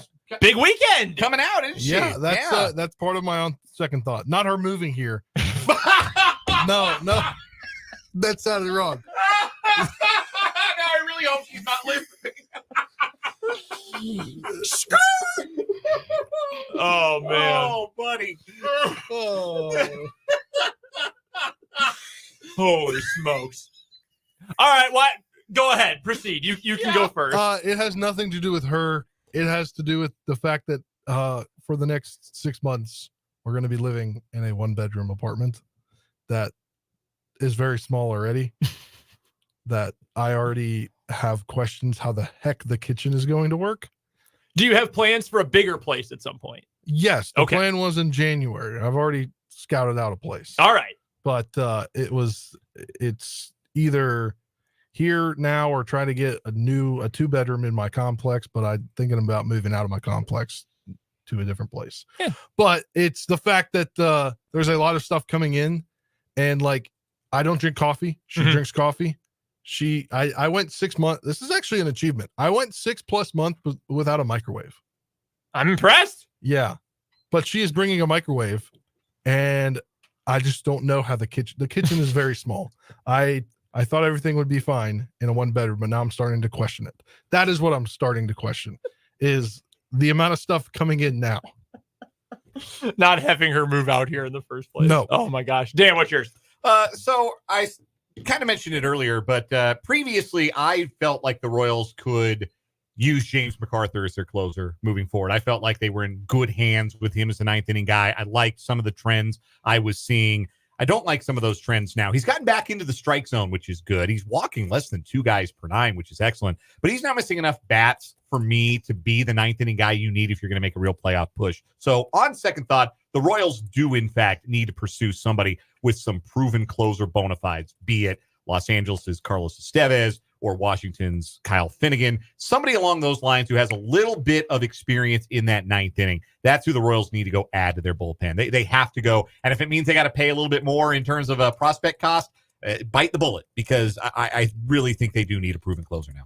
I will give you 2 here because there's been at least one show, if not multiple recently, where I said I had all good takes and I have nothing to share with you. So I've got 2 for today. One, I was so confident on Wednesday's show that Johnny Furphy was going to be a first-round pick. I'm still shocked. You know who else was confident? Johnny Furphy. Yeah. Man, I Bill feel Self. for him. Yeah. When Bill Self usually will give you a pretty fair guess at where guys are going to go. He's talked about, I think Jalen Wilson's going to go mid to late second round. It'll be a good chance for him to develop. I think CB's got a chance late first round. Ochai should be lottery. He's usually pretty accurate with this stuff. He whiffed just like the rest of us on that. I still can't believe it. And I can't believe some of the players who were taken ahead of him. Just a bizarre NBA draft. The other one I have second thoughts about. Within the last couple of weeks, said I would still take Bobby Witt Jr. as my starting shortstop in the All-Star game over Gunnar Henderson. Gunnar Henderson's having a great year. He was leading the majors in home runs at the time, but all things considered, I would take Bobby Witt Jr. Do you know who leads the majors in wins above replacement right now? It's Gunnar Henderson. It is Gunnar Henderson. Do you know he has a wins above replacement number right now of 6.0. Through this many games, through 8 teams, let me go find how many Baltimore's played. First 81 games, halfway through the season. When is the last time a player had at least a 6.0 wins above replacement? Would have had to have been a Trout season, wouldn't it? Longer ago. A Willie Mays season? Not quite that long. A-Rod? 2002, Barry Bonds. Wow. That's what Gunnar Henderson has done so far this year. That was all offense, too, because he could play defense at that point. Right. And Bobby's been great. He has been awesome. He will be an all-star, but yeah, Gunnar Henderson definitely deserves that title right now. We'll talk plenty of Chiefs football on the other side of this timeout. Matt Derrick is going to join us for our Chiefs Insider here on 580 Sports Talk, live from the Kansas Drive to Zero studio.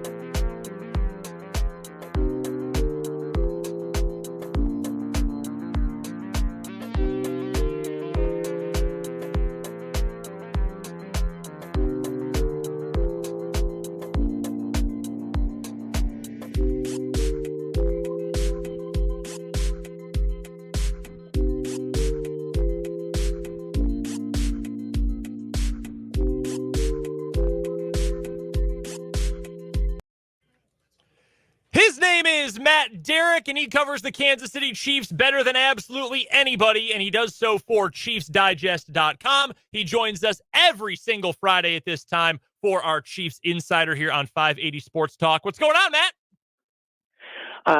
Brendan, just hitting rock bottom of the NFL offseason. I always say this kind of time, like that, just that couple of weeks after minicamp and then the couple of weeks before training camp, it's like this is the absolute rock bottom.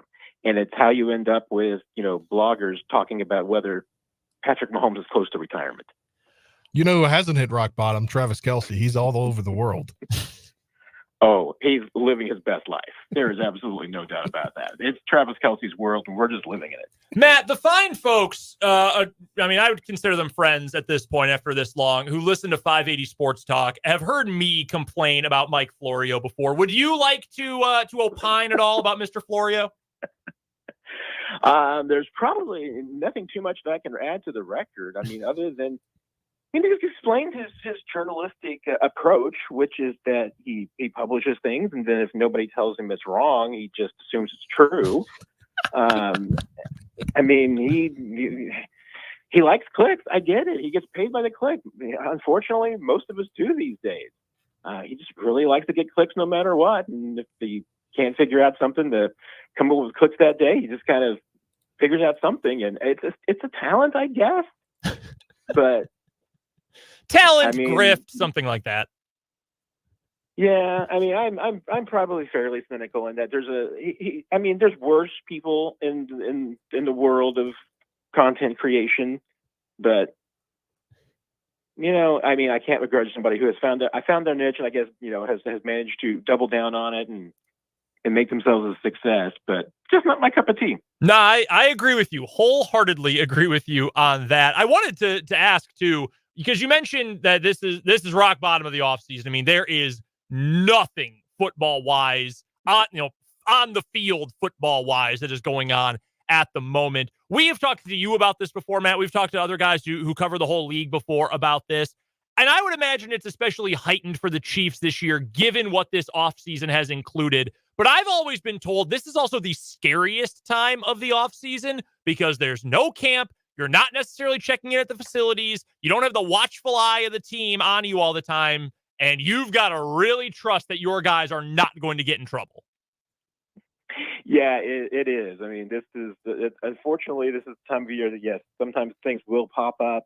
Guys just do weird things. And sometimes you're just crossing your fingers that the players don't end up doing anything that's not necessarily dangerous, but just dumb. I mean, I'm blanking on it now, but I'm trying to remember, which one of the Chiefs veterans that it was that worked out on vacation and, went out to down in Mexico and ended up working on some artificial turf that just like ruined their knees and, missed like the first couple of weeks of camp because they were just, absolutely got their knees torn up working on some bad turf. I mean, anything can happen, this time of year when, Jean-Pierre Paul with the fireworks and losing, fingers on his hands. I mean, weird things can happen this time of year.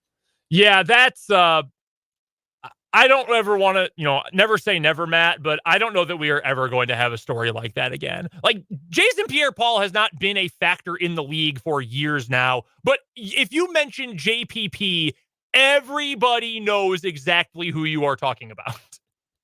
Yes. And everybody immediately thinks, oh, yeah, the fireworks, man. Yes, the fireworks guy, not necessarily what you want to be known for. We're chatting with Matt Derrick of ChiefsDigest.com, joining us here for our Chiefs Insider live on 580 Sports Talk on the Fleming Place Wine and Spirits hotline.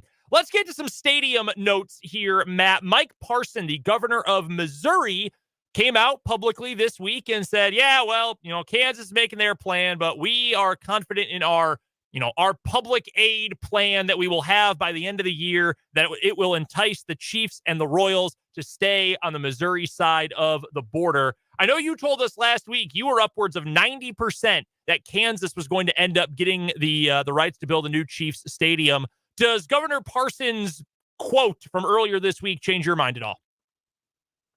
Not really, because, one problem is that he's not going to be governor, after the end of this year. The Missouri elections this year, he's not running for re-election.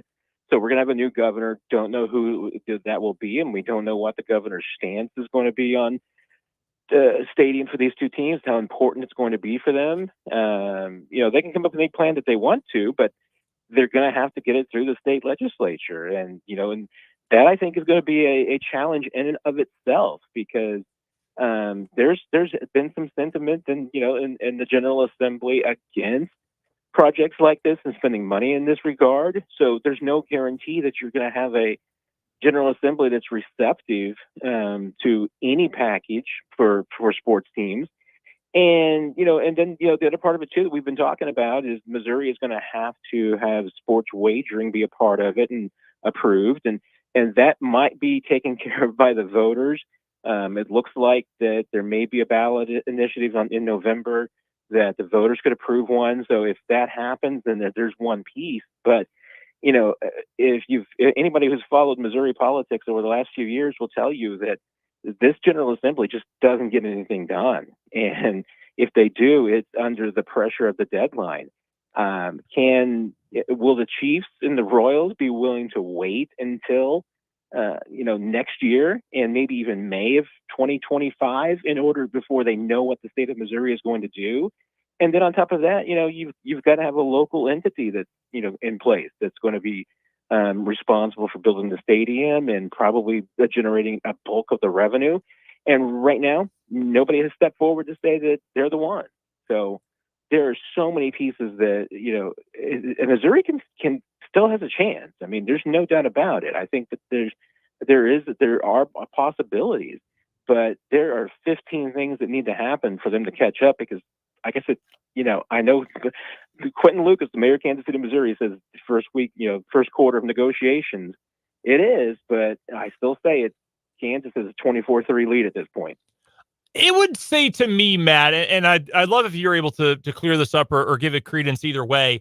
It would seem to me if the Chiefs or the Royals were willing to say, yeah, you know what, we'll wait until December 31st or until January or until sometime next year to hear Missouri's plan, that would lead me, at least initially, to believe they might have a preference to stay in Missouri. Now, that might not be the best deal for them, but I feel like if they just loved the Kansas deal, they'd say, hey, Missouri, figure it out now, and we're going to make our plan now because we got to get construction. We might break the lease at Arrowhead, whatever.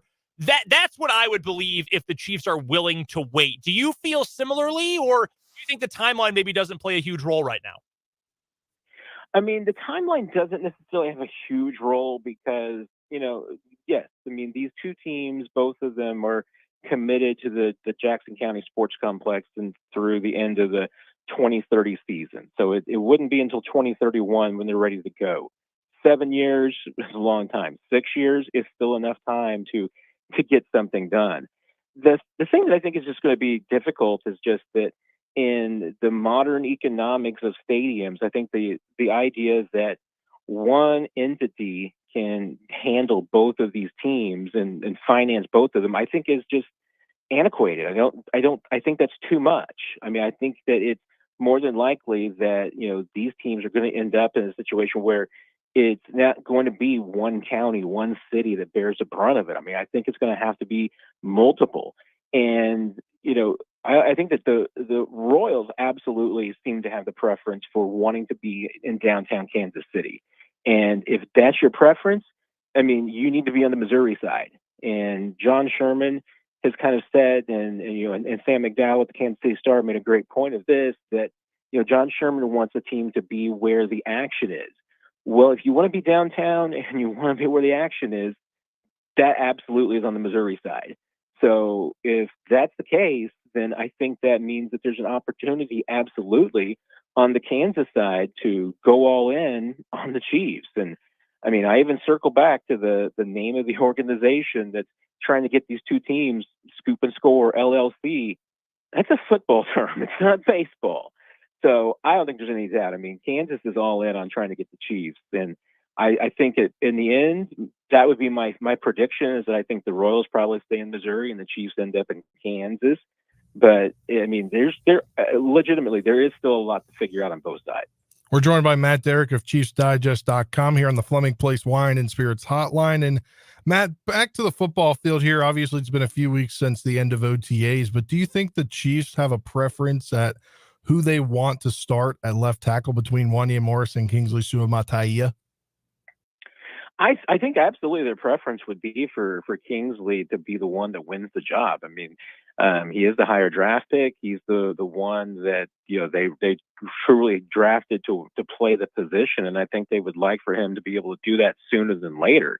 That would be the catch, is that if Kingsley's not ready to win that job and to claim that job, then I'm not sure that Wanya is going to be any better. I mean, I think that it's right now, I mean, it certainly looks like a close competition, although I think that the Chiefs view Kingsley as the superior tackle at this point. But if he's not ready, then, you know, plan B is probably somebody who's not on this roster. So I think the Chiefs absolutely are hoping that in the first 10 days of training camp that it's pretty evident, especially once the pads come on, that Kingsley is ready to play that role and play that job. If not, then, you know, that's why I say I think August 1st is a pretty critical date. If the Chiefs make it to August 1st and they have not gone out and found a veteran left tackle, then I think that they're telling us they're very happy with Kingsley. Matt, is there any concern about Joe Thuney's recovery from his pec injury? Not that we've heard anything that indicates there's something wrong, but, you know, the fact that he is an older player, I mean, God, he's going to turn 32 this year. He might as well be on death's door for an NFL player. But on a serious note, is there any concern that he might not be ready to go week one, or does it sound like he should be ready by the start of the regular season? Yeah, him being ready by week one is absolutely seems like it's still everything in the plan. You know, Andy Reid hedged a little bit at the end of the offseason workouts in his last availability, you know, saying that, hey, you know, maybe they'll bring him along slowly, that they will see where he's at once camp opens. Haven't heard yet if he's going to report early with the quarterbacks and the rookies to kind of shake off the rust a little bit. But it would absolutely be in keeping with the Chiefs' tradition, especially with veterans coming back from an injury like this. If they just brought him along slowly, even starting on the PUP list, to give him a few days to just get his legs under him, kind of rebuild his strength and endurance, and then, you know, let him, you know, step into the you know, form of a football abilities. You know, so if he started off on the PUP list, wouldn't be a surprise if he didn't start on the PUP list, but they still kind of held him back a little bit. I think that would make sense, because remember, I mean, you know, he ended up having surgery on this. It sounds like be late February, early March.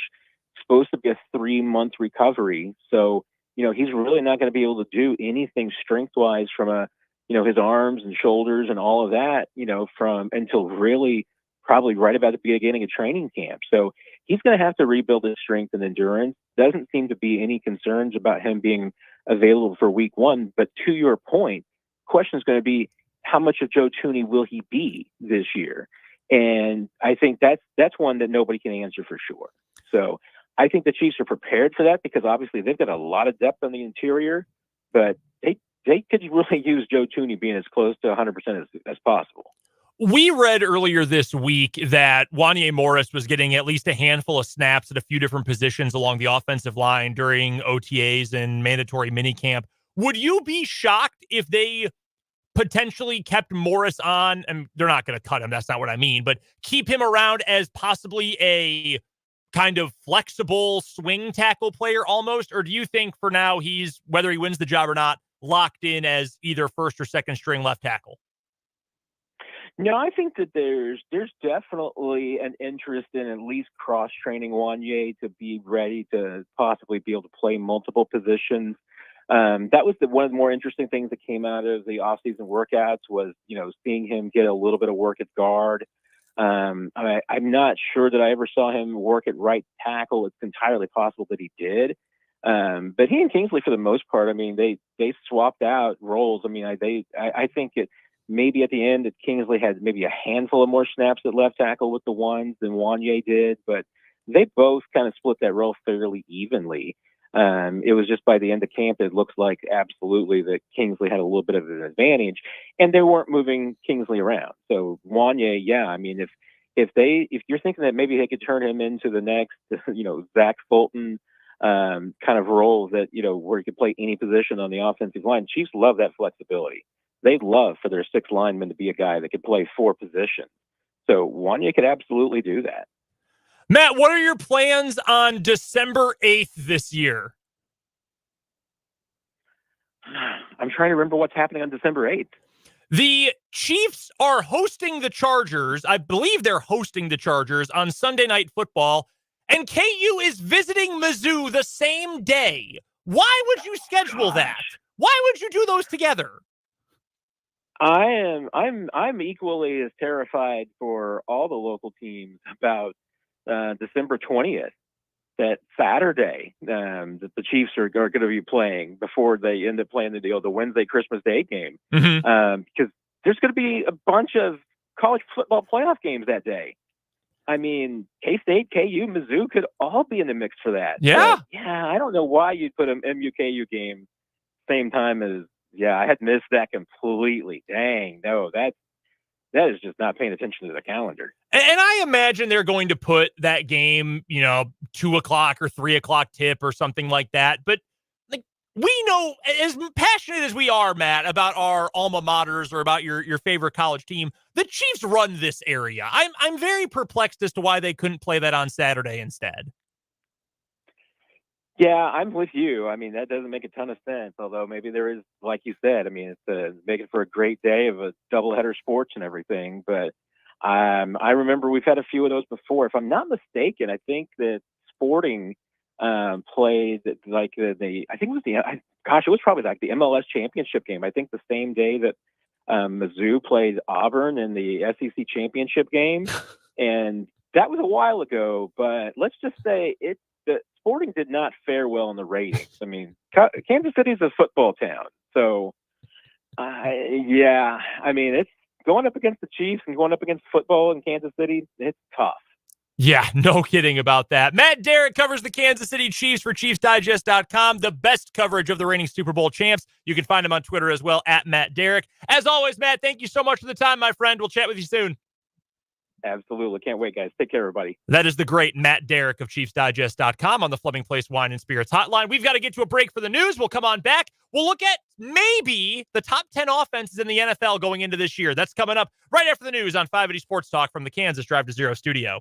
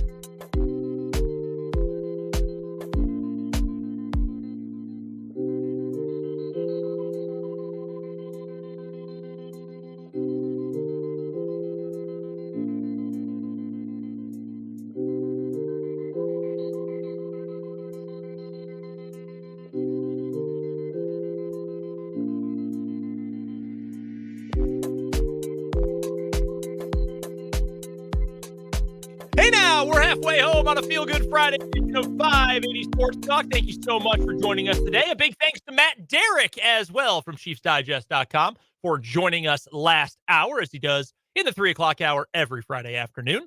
If you missed that conversation, don't worry. You can either find it on the podcast page of our website. That's 580wibw.com. That's also where you can find the latest news covering all of our local teams, as well as a direct link to our YouTube stream.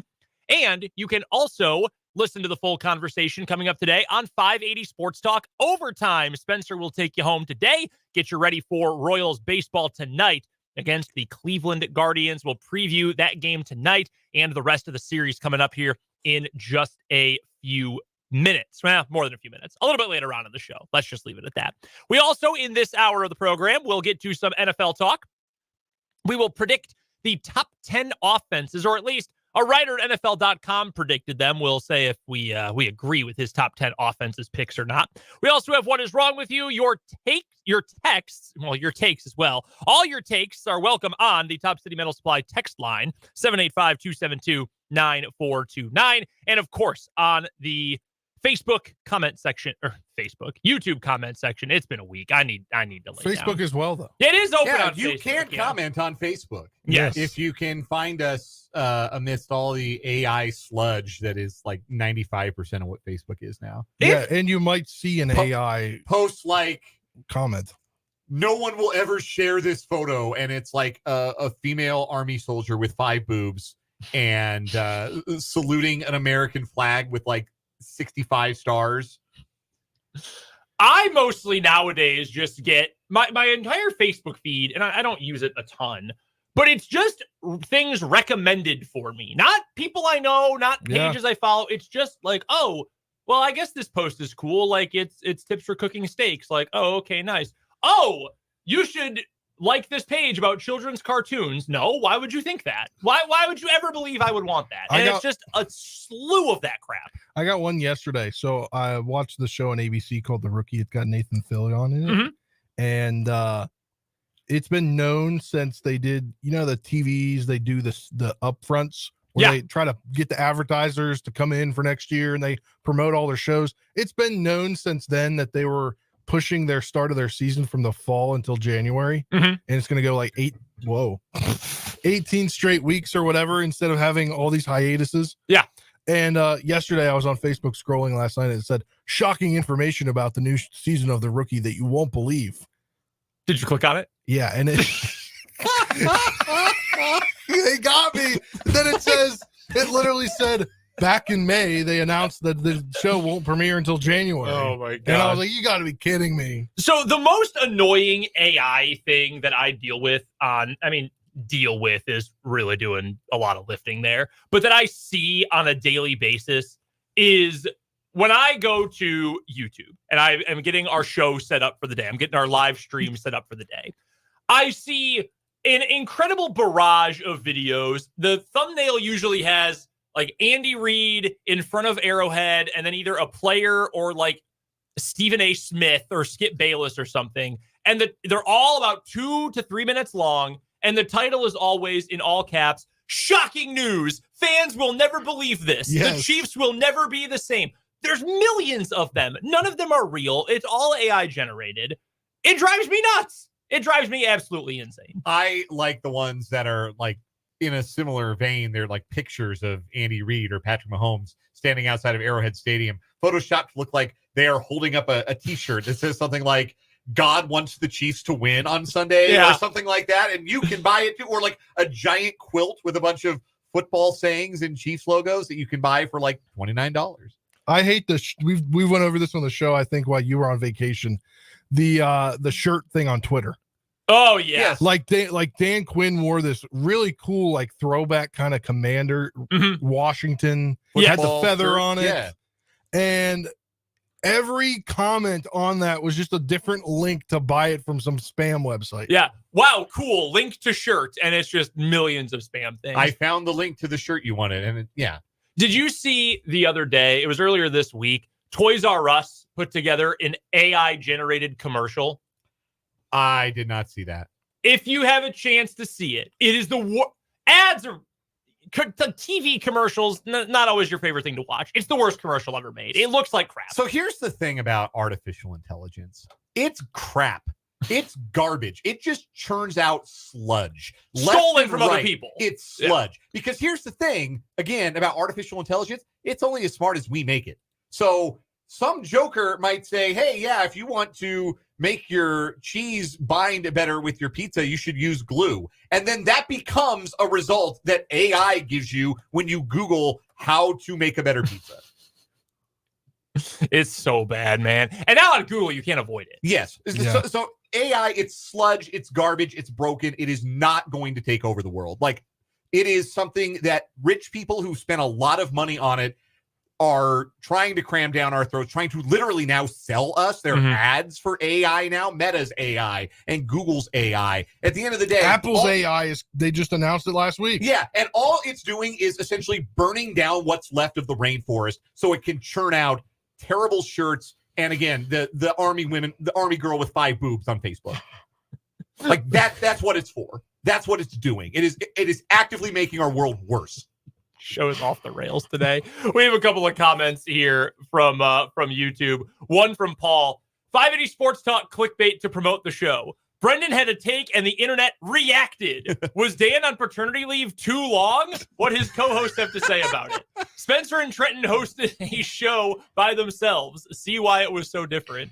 We might use these. Yeah, honestly, we might use these, Paul. You know what? No AI to be found. That's the wisdom of crowd. No, this is real intelligence. This is crowdsourcing, really. Also from Jason on YouTube, wishes you positive wishes. Dan says it's first time checking in today or this week. Good to see you back. Yeah, good to have you, Jason, and thank you again for the kind words. And was I on paternity leave too long? Not long enough, for being honest. No, there's not. I don't know, but I imagine there's no way it ever feels like enough. I think there are some developed countries that give you a year, and I would have taken a year if I could. I'm not going to lie to you guys. Man. Are you even employed at that point? Again, take some time off. Like, I think it's Canada. I think it's Canada gives you a year. I had one of my favorite teachers growing up. It was after she was my 4th grade teacher, Mrs. Robinson. It was after I had moved on well beyond 4th grade. And she and her husband had a couple of kids. And it was one, and then 2 or 3 years later, they had another. And so she took a half a year off. And then she had another immediately after that. So she took the second semester of a school year off. I just never came back. It's like, nah, I'm good. I'll just stay at home. And I think that's awesome that she was able to do that. And I was lucky. I grew up going to schools where they let teachers take a whole lot of time off. Barbara on YouTube says, Dan's wife would like him home for another 6 months, please. Boy, that's a fact. I bet. That is an absolute fact. You know, there are a lot of things that are so much easier when you're tag teaming them when it comes to, like, having a newborn in the home. For example, changing a blowout diaper. Like, that is a 2-person job. I'm sorry. Like, I'm sure. I could change the wet ones by myself, half asleep at 3:30. Blowout diaper, that is a 5-alarm fire. I believe it. That is a honey. After she's been at home dealing with your son all day, is there a, like, open the door, honey, I'm home, and you just have a child shoved at you, like, immediately, like, here, your turn? No, actually, so here's what happens.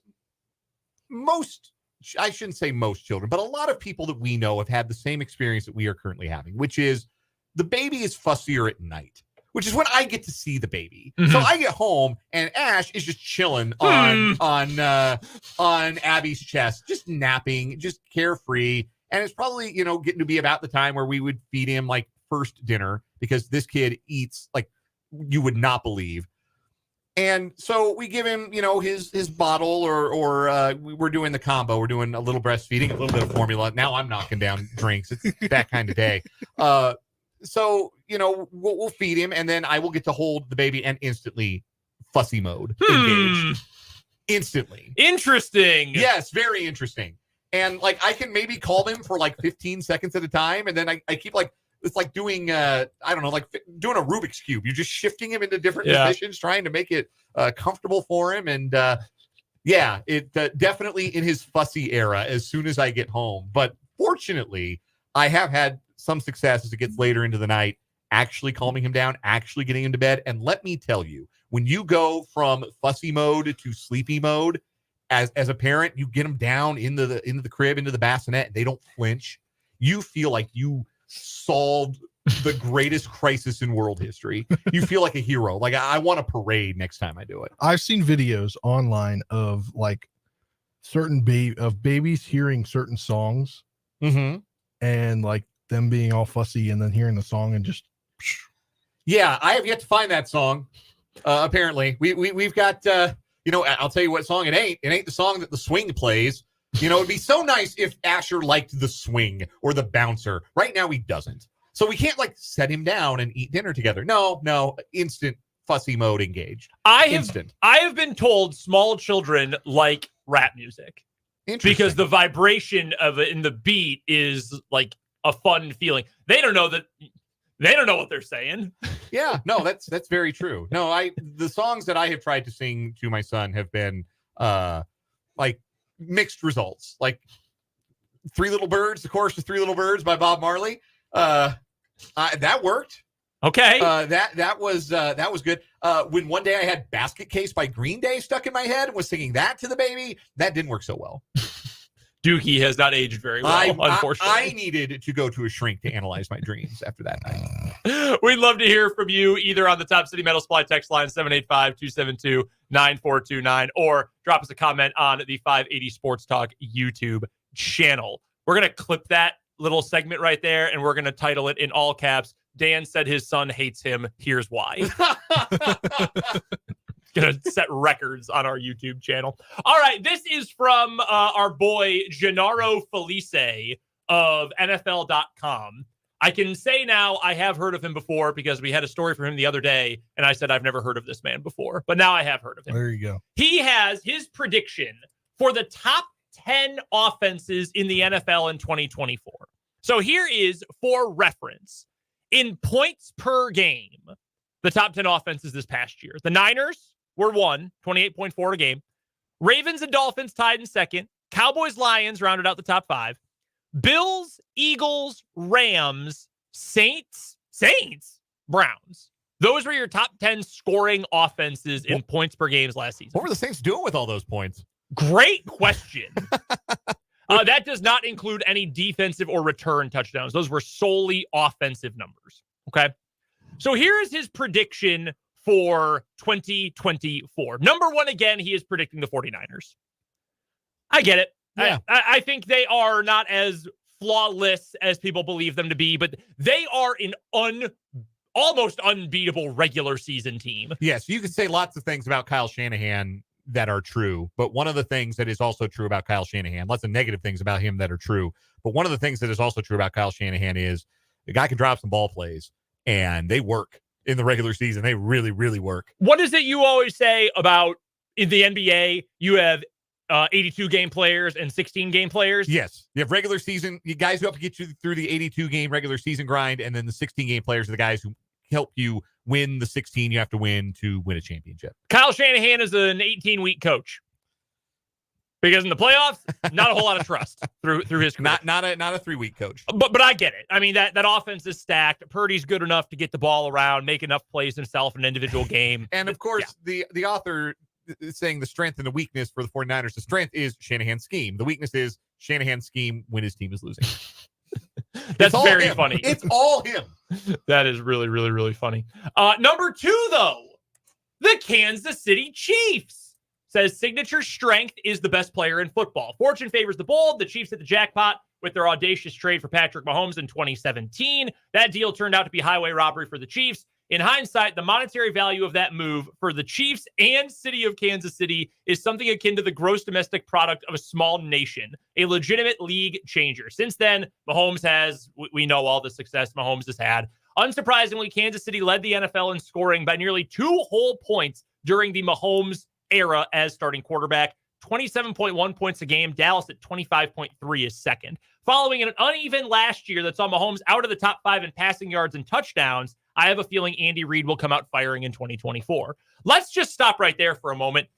I am all in on this offense this year. I do think this team is going to put up big numbers. I don't know that I am as all in as I was in 2022. Dan, you remember these conversations. It was all offseason. What was talked about going into 2022? What was the reason that year that the pundits came up with for why the Chiefs were not going to be as good in 22. Got rid of Tyreek Hill. That got rid of Tyreek Hill. What is the offense going to do? It's hard to argue with Mahomes' first season as a starter, 2018 being his best. I mean, the numbers he put up were preposterous. I would argue his best season was 2022. He won the MVP, won the Super Bowl, won with a completely different offense than the one he had played with from 2018 through 2021. I think 22 is the best year for Patrick Mahomes so far. I don't know that I think this team will be that good or the offense will be that crisp, but I wouldn't put it past the Chiefs to be one of the 3 to 5 best offenses in the league. I think this is very fair for this team. Yeah, I would expect that it would be a top 5 offense. And I would expect that because they have an unparalleled offensive mind in Andy Reid, and they have an unparalleled quarterback in Patrick Mahomes. This is why last year was so startling and so upsetting and so frustrating was you had those things in place and the offense still didn't click until the playoffs. And even then, it wasn't particularly prolific, but didn't need to be at that point. You just kind of needed to score enough and let the defense win you a football game. This next year, I think you could see like legitimately the best of both worlds for the Chiefs. You're going to see a bounce back on offense. You're going to see a bounce back in offensive production. And you're going to see a defense, I think, perform at a similarly high level as last year. I love how the worrying weaknesses on here. The very first one says the potentially just the effects of an aging Travis Kelce, who fell short of 1,000 yards receiving for the first time since 2015. Dude could have had 1,000 yards. He chose to not have 1,000 yards and be fully healthy for the playoffs. They act like he was at 800 yards. No, I agree. And we've already been over this today. Yeah. No, I agree with you fully. So the weakness he lists here for the Chiefs is chemistry at receiver. He mentions Travis Kelce here. You got to get the SEO. You got to make sure you get the clicks. So Travis Kelce's name gets mentioned and linked. So he adds in the lone receiver bright spot last year after most failed to answer the bell was rookie Rashee Rice, who really came out in the back half of the year, set himself up for a full breakout in 24. His status is now up in the air following his crash in April that could result in a suspension. On the plus side, the Chiefs added Hollywood Brown and Xavier Worthy. Both are small, but both have blazing speed that can stretch a defense, something they haven't done since trading Tyreek Hill. How quickly can the two newbies gain a rapport with Mahomes, and how much could a suspension impact Rice's sophomore campaign? I think the header for this section, chemistry questions, I think that's a little overblown. Yeah. I do think that's fair. At the end, how quickly can they gain rapport with the quarterback, and what will Rashee Rice's suspension mean for all involved? I don't think those are fatal, devastating questions, but I think they're at least fair to ask. I would say they're fair to ask anyway. They are. We also, I think this collection of wide receivers on paper is better than the collection that started last year, or even the collection that we had like we were talking about midway through last year. And that team, I mean, that offense maybe didn't score in the top 10 points per game, but it was good enough to win a Super Bowl. And I think this group could be better.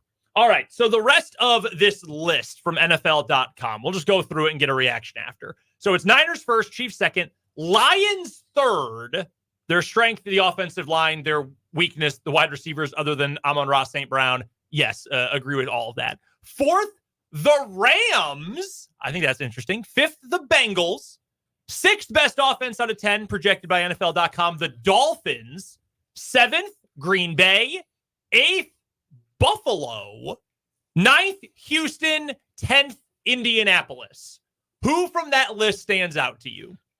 Indianapolis being 10th over teams like Dallas or team like Baltimore. Like Baltimore's not top 10 offense. Okay. Yeah. I put Baltimore top 10. Believe that when I see it. Also, Miami's too low. Like if we're ranking how many points we think the offenses are going to score, Miami's gonna score a ton of points. Yeah. But they do. They're fast. They've got a ton of speed. They're flat track bullies. They're built to win in ideal circumstances, and they get ideal circumstances a lot because they play half their games at home, and it doesn't get to be really bad weather until November and December. They're going to score a ton of points. Like Miami is going to score. That is not going to be an issue for them. The issue is going to be, one, are they going to be good enough on defense? Because I think they've taken a significant step back on defense. And two, what happens when it gets cold? We know what happens when it gets cold. Yeah. They don't really want to play. Also, I think Cincinnati is too low. Like I would have had Cincinnati third. I would put them above certainly put them above Los Angeles. So the team that's number 10 here, the Colts, my perspective changed yesterday about the Colts. Okay. So I was listening to one of the shows I listened to back in DC, Grant and Danny, and they had guests on. They had Clinton Portis and Cato June. Cato June played for the Colts, and he's currently an outside linebackers coach for the Colts. Really quickly, I'm sorry to cut you off. We'll get back to your point in a second. I just brought up Cato June to my wife like a week ago.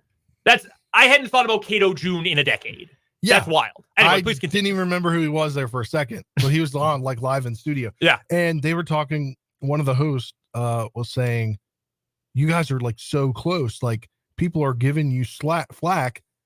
You lost to the Texans by 1 to end the season. You were 2 points away from making the postseason with the backup quarterback. Yeah, actually, like a third string guy. Sam Ehlinger was the guy that played in that game. Yeah, so that really changed my perspective on the Colts. Like if Richardson can develop a lot more this year, not be hurt and stay on the field, they could be a surprising team. Yeah, they were 4-12. Were they really one? No, I'm looking at the wrong date. That's wrong. This was a couple years ago. They had been really bad because they were bad enough to draft Anthony Richardson. Yes, it was still 32-31. Google was giving me a wrong. Wow, Google's AI give you bad info? I can't believe it. Did it tell you to eat 1 rock a day for health? I would agree with you, Dan. I think you could certainly make an argument for both Bengals and Dolphins to be in the top 5 this year. The Rams. Where do you stand on the Los Angeles Rams? I know as a fan of another NFC West team, you, Dan, have thoughts. I was shocked that Stafford was as good as he was last year. Me too. And so that's sort of like, it's not he can't keep getting away with this. It's just how long can he continue to perform at an elite level? Because he was a lot better than I thought he could be last year. And I don't know if he's got another year like that in him, but I'm less inclined to bet against him this year than I would have been last year. I still think that's the broad concern, though, is like, how does that hold up? How does Stafford hold up? Because he can certainly get the ball to 2 very gifted playmakers, Nakua and Kupp. And they should be better up front this year than they've been, which I think is a big plus for them. All right, let me clarify my point. I found the right game. Okay. I pulled up the beginning of 2023, not the 23-24 season. Okay. So it was January 6, 2024. It was a 23-19 win for the Texans. Gardner Minshew was 13-24. If Richardson is better and can stay on the field, they are 5 points away from going to the playoffs last year. No, I hear you. 10-8 or 10-7. I believe in Shane Steichen. I think he is a really dang good offensive coach.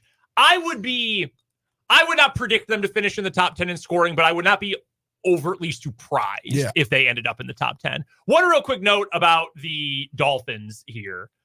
They do get to play plenty of games, like you said, Dan, in favorable conditions. They get 8 home games this year. They don't get the extra one.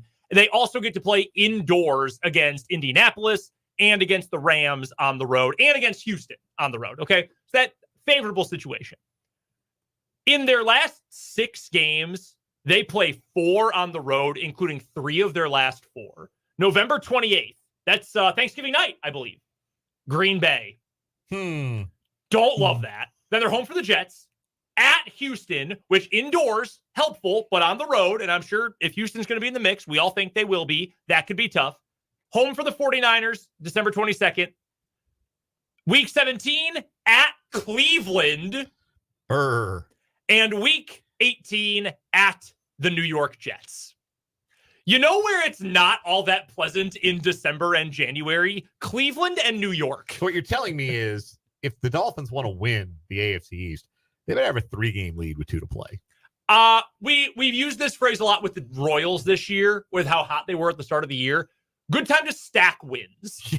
That's what I would say about First that half of the Dolphins season. team. Better stack them. We'll talk some more NFL football, some more Chiefs football a little bit later on. We have to get to what is wrong with you, though. A little change in the schedule. We'll find a weekly winner and our final semifinalist for what is wrong with you in June. Coming up next on 580 Sports Talk, live from the Kansas Drive to Zero studio.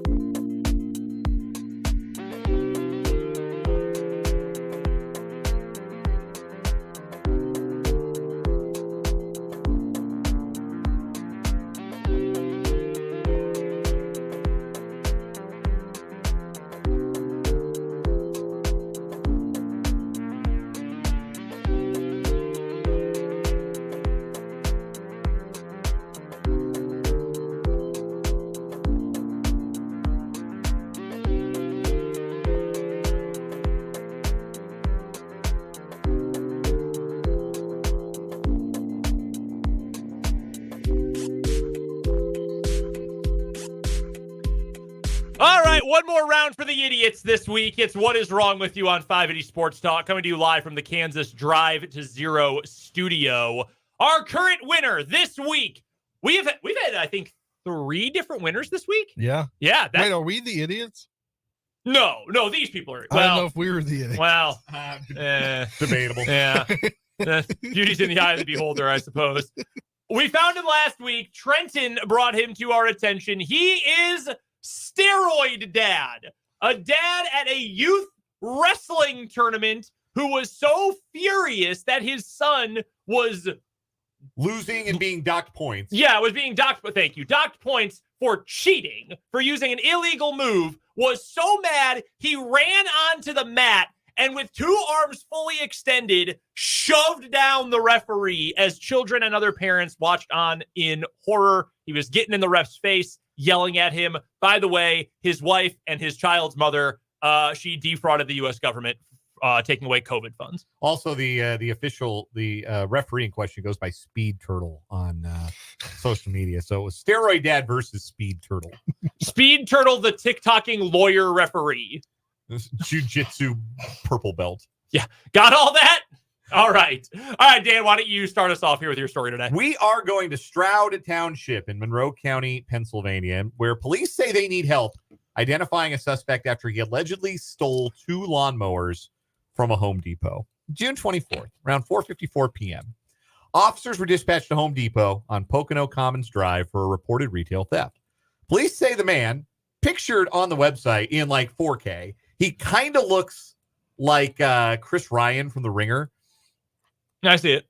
Yeah. Like nerdier Scott Van Pelt is to more like. I'd go with frumpier Scott Van Pelt. Frumpier Scott Van Pelt. Yeah, like a more like a broad reference with broader reach. Yeah.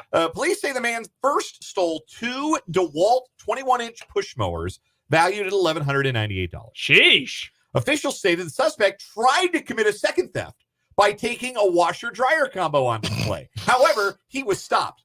Police noted the man then stole 2 more DeWalt self-propelled push mowers valued at $1,398. Officials say the suspect loaded the items into an older model Dodge Durango. Anyone with information is asked to contact Stroud Area Regional Police via their website. So he stole 2 lawnmowers. He went back in for a washer-dryer. And the staff said, no, you're not stealing that. No. And then the guy walked out with 2 more lawnmowers.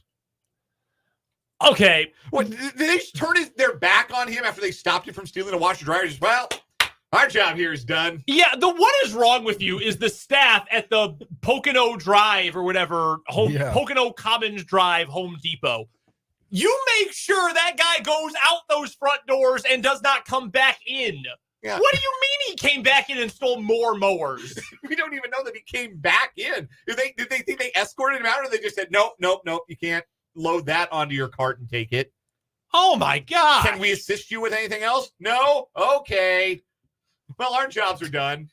You know, I have heard of big box stores specifically having policies where if they catch someone shoplifting, if it's under a certain dollar amount, they won't actually confront you. They'll let you go and they'll just print a picture of your face and say, do not serve this man. Most aren't allowed to. Yeah, like exactly. It's a company policy you can't go after. Like when I worked at Under Armour, we had to watch people go out of the store and like take pictures of them to give to the mall police or the mall security. The audacity, first and foremost, to steal stuff and then go back in for more stuff. Like that's wild. Like if I walked out with 2 lawnmowers, $1,200 worth of lawnmowers, I feel like, oh man, I might have committed the crime of the century. I'm lucky as hell. I'm going to use one of these. I'm going to sell the other one. I might have really pulled a fast one here. And I'm not coming back. Not all right. Let's press my luck here.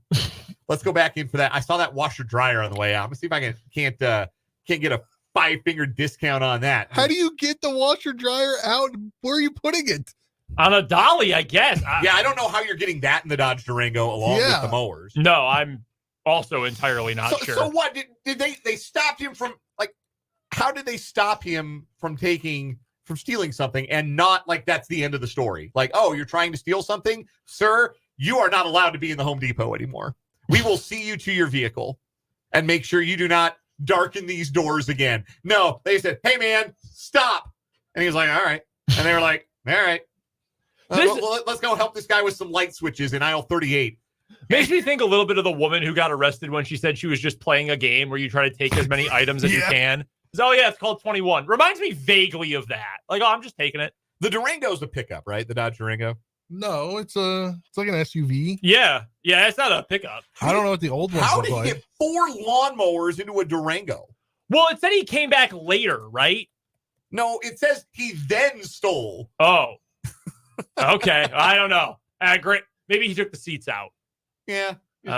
I don't know. It's a hell of an advertisement for this older model Dodge Durango. Man, it got hella room That's in the back. 4 miles a gallon So with all the that old stuff style Dodge Durango looks like the old Dodge pickup truck with like a actual back to the car. Okay. All right. You get $2,600 worth of lawnmowers. This baby can fit $2,600 worth of lawnmowers in it.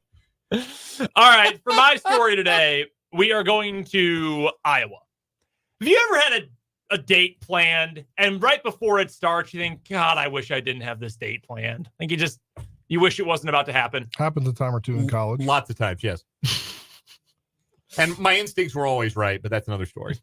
Well, I would like to introduce you to 18-year-old Samaya Thomas, who met a man on a dating app and exchanged a few texts with him and then decided that, yeah, let's meet up. Let's go on a date.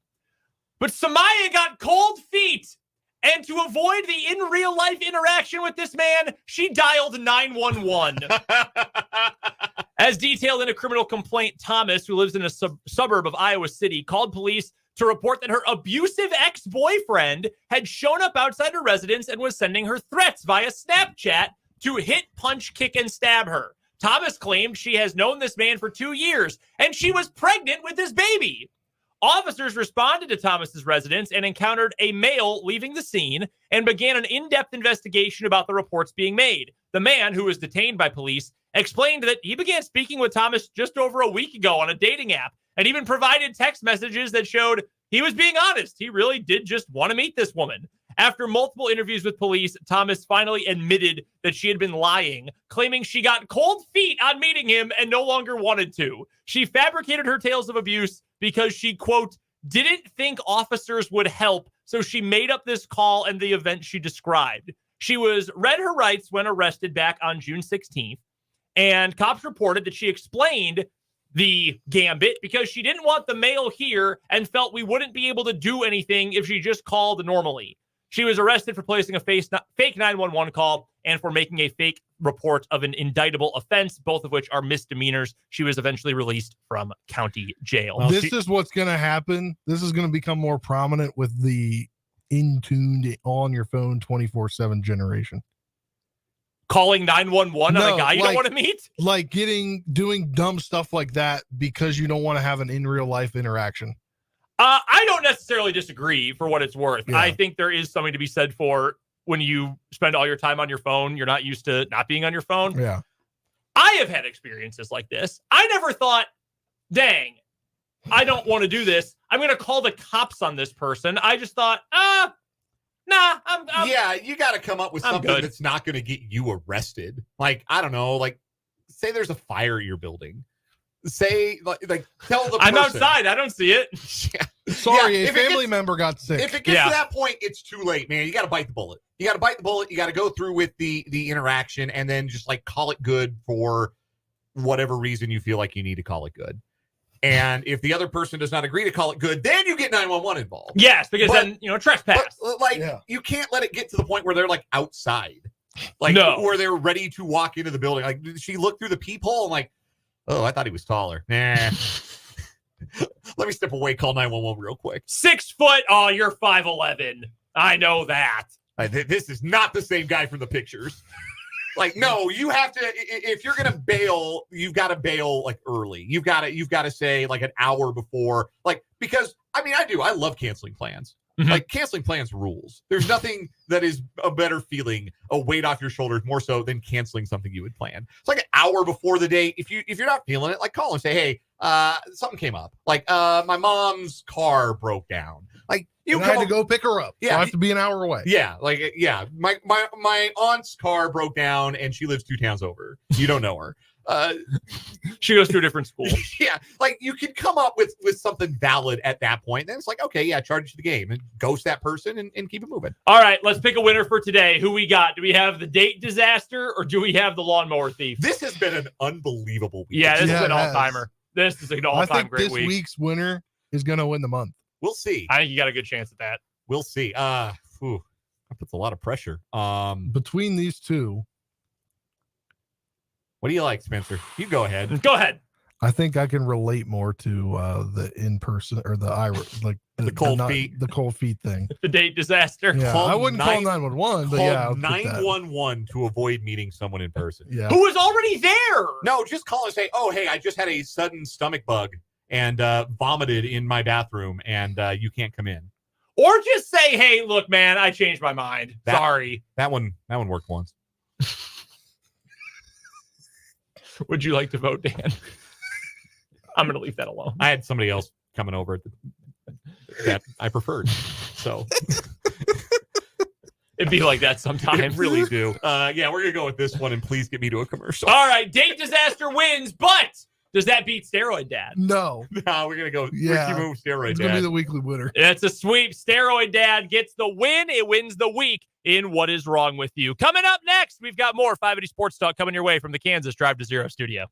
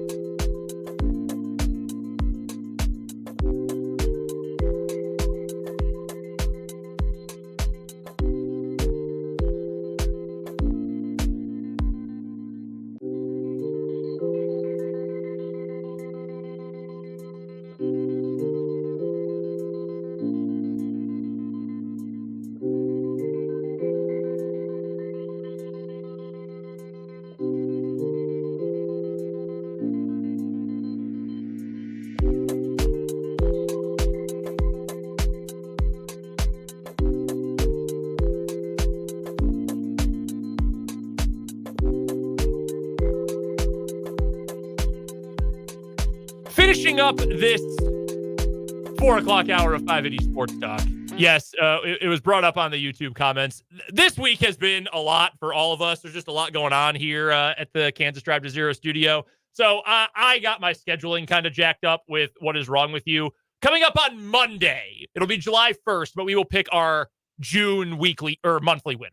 So the June champion will be determined on Monday, July 1st. It's not the first time we've ever bungled the timing of this. So this is, it's a grand tradition. And what is wrong with you? It's wrong with us, or wrong with me at the very least. I do have an important question. This might apply to one of you more than the other. I'm not going to point anyone out specifically. Did you meet your girlfriend on an app? Yes. I know you did. Yes. Your wife. My wife, yes. I did too. Have you ever lied about your height or any other like physical attributes in your Tinder, Bumble, Hinge bio? I plead the fifth. 5. 1, 2, 3, 4, 5. Have you lied about your height? No, not really. I've always said 5'10". I'm probably closer to 5'9" than 5'10". I'm 5'9.5". I'm 5'10" in shoes. 5'10" in shoes. Okay. When are you not wearing shoes? If it's about being seen out with, someone who's shorter or taller, you're wearing shoes out. Yeah. That's fine. You're always trying to get that, it's like in the program for like the basketball or the football team. Yeah. You're always trying to fudge upwards. Like that's a grand tradition for men and women, is to fudge upwards a little bit about height, or upwards or downwards about weight. Like that's part of the game. I did once say I was related to a hockey player in the NHL. I am not, in fact, related to Pascal Dupuis. It worked, though. Nah, that's funny. Hey, there you go. Yeah. The funniest example of lying about a build height is from professional wrestling. Hulk Hogan was billed at 9 inches shorter than Andre the Giant. Andre was billed at 7'4". Hulk Hogan at 6'7". The famous shot of them standing toe-to-toe at WrestleMania 3 before Hulk Hogan slammed the Giant in front of a million screaming Hulkamaniacs, brother. Hulk is the exact same height as Andre the Giant. They are eye level all the way. It is very, very funny. I was always told that it was not always positively reviewed if you put your exact height in your Tinder or Bumble bio, because then they would be skeptical of it and think you were lying. I used to just write tall. And that was enough. I don't think I ever matched in my entire dating app career with anyone who put their height on. Because if you put your height on your Tinder, Bumble, Hinge, whatever account, that means it's important to you. That means the other person's height is also important to you. Like no matter how tall you are, it's clearly important to you that the other person, you know how tall the other person is. Yeah. And so I don't think I ever matched with anyone who that was important to them, because I'm not particularly tall. I feel like the only time I ever saw someone say that, a woman say that they had like put their specific height in their profile was like, yes, I am 6'5". Please do not ask about it. I did date someone once who was taller than me. And I haven't done that one. I made a comment on our first date, and it ended up going well. We dated for a little bit, but I did make a comment about it. And she told me a couple months later, she goes, you're lucky the rest of that date went well, because when you said that while we were waiting for our table, I was ready to just leave. Like, how much taller are we talking? Like half an inch, or like? She was. Were there uppies? Like what? No, it was not Cameron Brink. No, that's way too online of a comment there. No, she was like 6'5", like an inch maybe. So she wasn't like tall. Outside hitter or power forward? She would have been an outside hitter. Okay. Yeah. So not like middle blocker, maybe. Yeah, she wasn't like a giant, but she was, tall for a college-aged-ish woman. And I made a comment. She said, "You're lucky the rest of that date went well." College-aged-ish is doing like a heroic amount of work. I had graduated. She had not yet. Yes. So okay, that's fine. Between the two of us, it was college. This is really a Friday show in the middle of the summer. Yeah. Speaking of, actually, perfect. Well, not really a perfect segue, but close enough.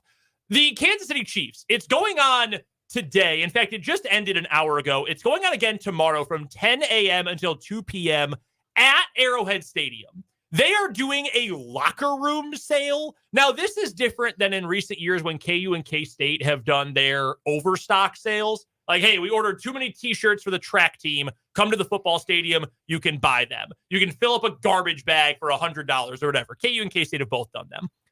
This is literally like player-worn stuff that they cleaned up out of the locker room and are selling. You can get player-worn jerseys, locker room towels, Ew. polos, shorts, team-issued gear, jackets, glove, locker room signs. Are they cleaned?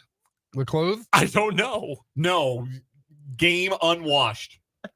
Smell like Joe Tooney. Game unwashed Chris Jones towel. Smell like the pros. You can also, if you go to this, again, it's at Arrowhead tomorrow from 10 to 2. If you spend $75, you receive a free KC Wolf bobblehead. There are $60 mystery bags available. Nah, man.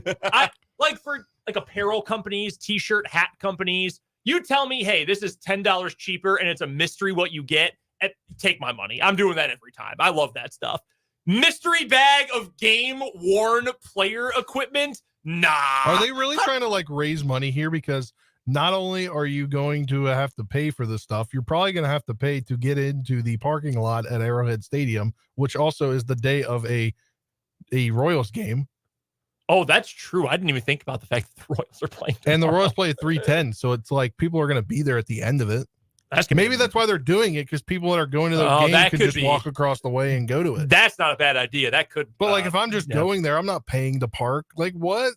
I just can't imagine buying a mystery bag and it turns out, oh, congrats, you have Blake Bell's jock. Nah, dude, I ain't spending money on that. One of Kadarius Toney's cleats.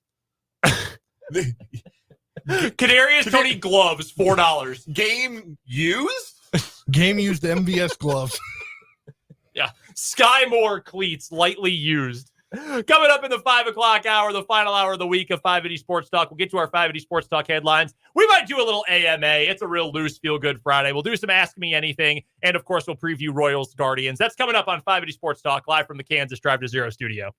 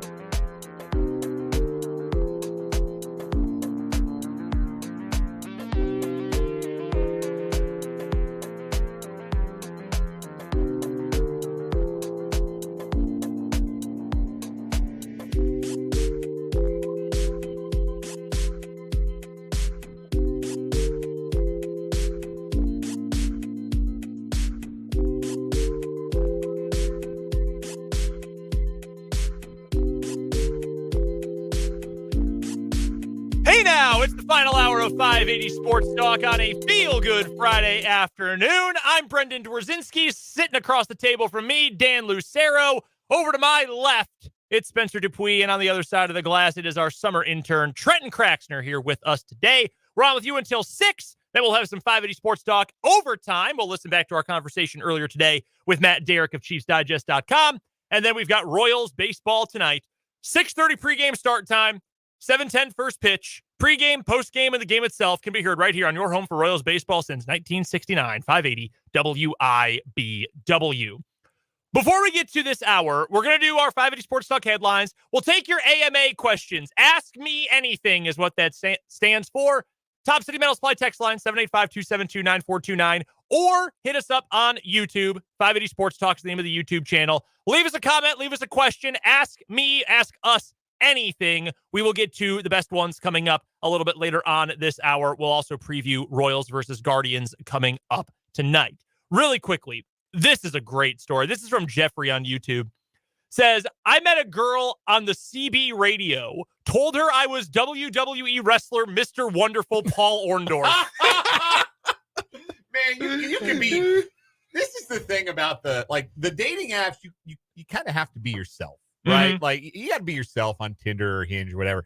Back in the day, you could be anybody you wanted to be. Yes. It was a lot easier to just pull off some light identity fraud. You could be whoever you wanted to be. That's awesome. That's so funny.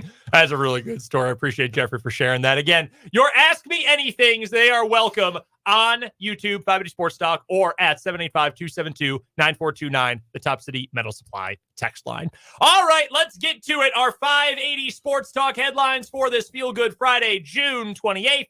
First one for me, it comes from Jefferson City, Missouri. Missouri Governor Mike Parson said yesterday that he expects the state to put together an aid plan by the end of the year to try to keep the Kansas City Chiefs and Royals from being lured across state lines to new stadiums in Kansas. This is from the Associated Press in Jefferson City. Quote, we are going to make sure that we put the best business deal we can on the line. Look, I can't blame Kansas for trying. You know, if I was probably sitting there, I'd be doing the same thing. But at the end of the day, we're going to be competitive. I think by the end of the year, we're going to have something in place, Parson went on to say. We talked about this a little bit earlier with Matt Derrick. Dan, you weren't here last week. Did I tell you what Matt said his likelihood of the Chiefs moving to Kansas was? I did not. 90%. Brendan had to stop, he had to stop and say 90%. That's a record scratch right there. Yeah. That's unbelievable that it would be that high, up to 90%. And I don't know that I'd go that high. I do think it is reasonable to think it's going to happen. And I'm not surprised Mike Parson would come out and say this, but I think Matt had a really good point earlier in the show. Mike Parson's not going to be the governor past November. That's true. Or whenever the inauguration is in Missouri. He's not running for re-election this year. I agree with what Matt said as well about the fact that Kansas, although they like both, it seems like the momentum there is just for the Chiefs. And I think Kansas would be thrilled to have just one of them. Yeah. Honestly, I think, speaking of the state as a whole, would say, hey, we can have the Chiefs or the Royals, just either one of them. Yeah, bring them on over. We would love to have that. Well, I think too, people have to come to realize, you're getting an NFL stadium. You're only going to have 10 games total there if you include preseason. Mm-hmm. And then playoff games is a given for the Chiefs, right? Most likely, at least in this era. Yeah. I don't know about the next era, but that's something to think about. Yeah. And the amount of concerts that are moving to stadiums now is crazy. When I was a kid, not nearly as many people were playing stadium concerts as they are now. Yeah, it's a big thing now. And Arrowhead hosts a bunch of them. Yeah. But you think indoor concerts, you can host more and more. SoFi Stadium hosted Taylor Swift for 5 days or something. Mm-hmm. We have a comment here from Paul who says, Kansas should offer the Royals and Chiefs a hard deadline. Accept our offer by blank or we withdraw. You know what we're willing to do for you. Take it or remain in limbo and risk getting a worse offer. I brought that up to Matt, too, and said I feel like if the Chiefs are willing to let Missouri go to the end of the year or even into 2025 without a full offer, That tells me that they would rather stay in Missouri because they want to hear them out all the way through. They're going to get a sweetheart deal from Kansas if they decide to build a stadium on this side of the border. Oh, yeah. It probably ended up being like it was in Charlotte with David Tepper and the Panthers and the MLS team in their stadium, Bank of America Stadium, where it's just going to go to like city council. It's going to go to like the state government, and we're not going to get a chance to vote on it. Yeah. Like residents of Johnson County or wherever it might be won't get a chance to vote. It'll just be, yep, we've approved these funds. Representative democracy. Yes. But that's your stadium latest that Missouri, unsurprisingly, their governor says, yeah, we're going to come up with a plan. I don't blame them for trying, but we're going to be competitive. We'll see about that. You can't lose a third NFL team. I if you're would, the state of Missouri. You can't. Yeah. You can't. Third. Who are the St. Louis Cardinals? St. Louis Cardinals. Okay. No, sorry about that. I will say this. At the end of the day, we're going to be competitive. That is a different kind of quote than we have heard before from Mike Parson as well as Quentin Lucas on the Missouri side of the border. We have heard before, don't worry, we're going to have something. They're not going anywhere. This is saying we're going to be competitive is different. I don't know that it means a lot, but it says at least a little something. But that's headline number one for today.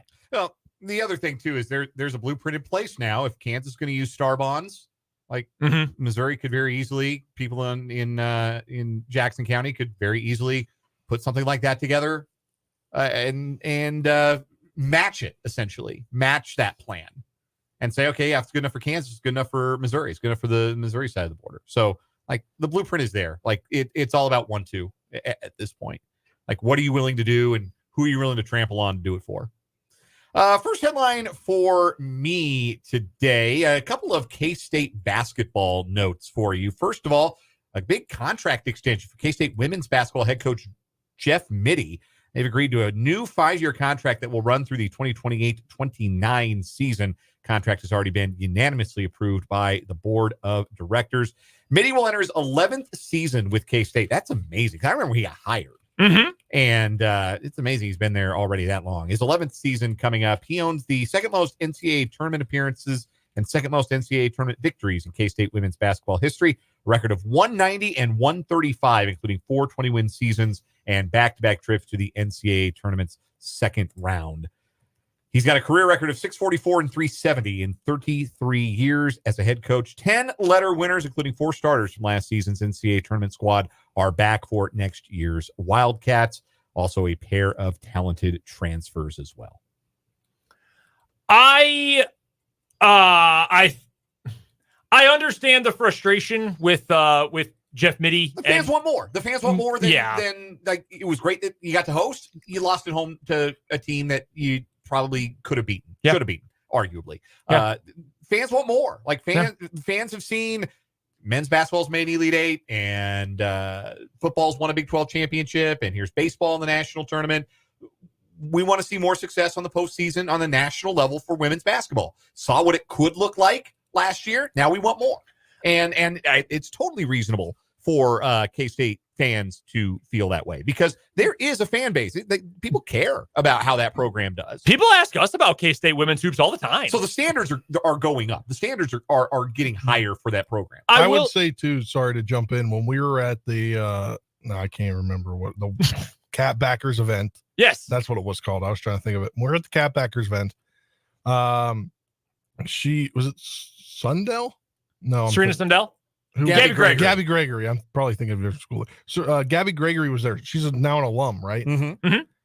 The amount of people that wanted her autograph there was crazy. Like she was standing in front of us as we were trying to wrap up the show. They needed our table for her autographs. Yes, and people were bombarding her already, and that just goes to show the people that love women's basketball at K-State. She won some award for her like social media presence and her Gap Goat project and all of that. She was extremely popular. I will say, I get why they're doing this, and just because you extend a college coach does not mean you can't fire him. We've seen that time and time again. I am a little surprised they gave an extension this offseason. I don't know when his previous contract expired. After the 25-6 season. Oh, okay. So he had 2 more seasons on it. Yeah, it wasn't going into a lame duck year. I am a little surprised because K-State, as you mentioned from the press release today, they've got 10 letter winners returning next year, including an All-American in Aoka Lee, Serena Sundell, who's a stud, the Glens, talented seniors. They are bringing back, Terran Sides, who I think Terran Sides can be a really good Big 12 player. I almost feel like you could have waited a year, because if you don't make the second weekend with this group this year, I mean, that's undeniably a failure. Yeah, if you don't get to the second weekend with Aoka Lee in your program, like if not now, when? Yeah. And it starts to feel like there's a defined ceiling for the program under that coach. But more and more programs aren't letting, like, you don't want your coach to go into a lame duck year, and you don't want the specter of them going into a lame duck year hanging over them. Right. So more and more, that's when you see those extensions get done. Not with a year left on the deal, but with 2 years left on the deal, because other programs can recruit against a coach who's heading into a lame duck year. That's a really easy thing to do. Sometimes in football, they happen with 5 years left on a contract. Yes. Sometimes they happen like immediately. Another K-State basketball note over from the men's side. Tyler Perry, former Kansas State Wildcat, former North Texas Mean Green as well.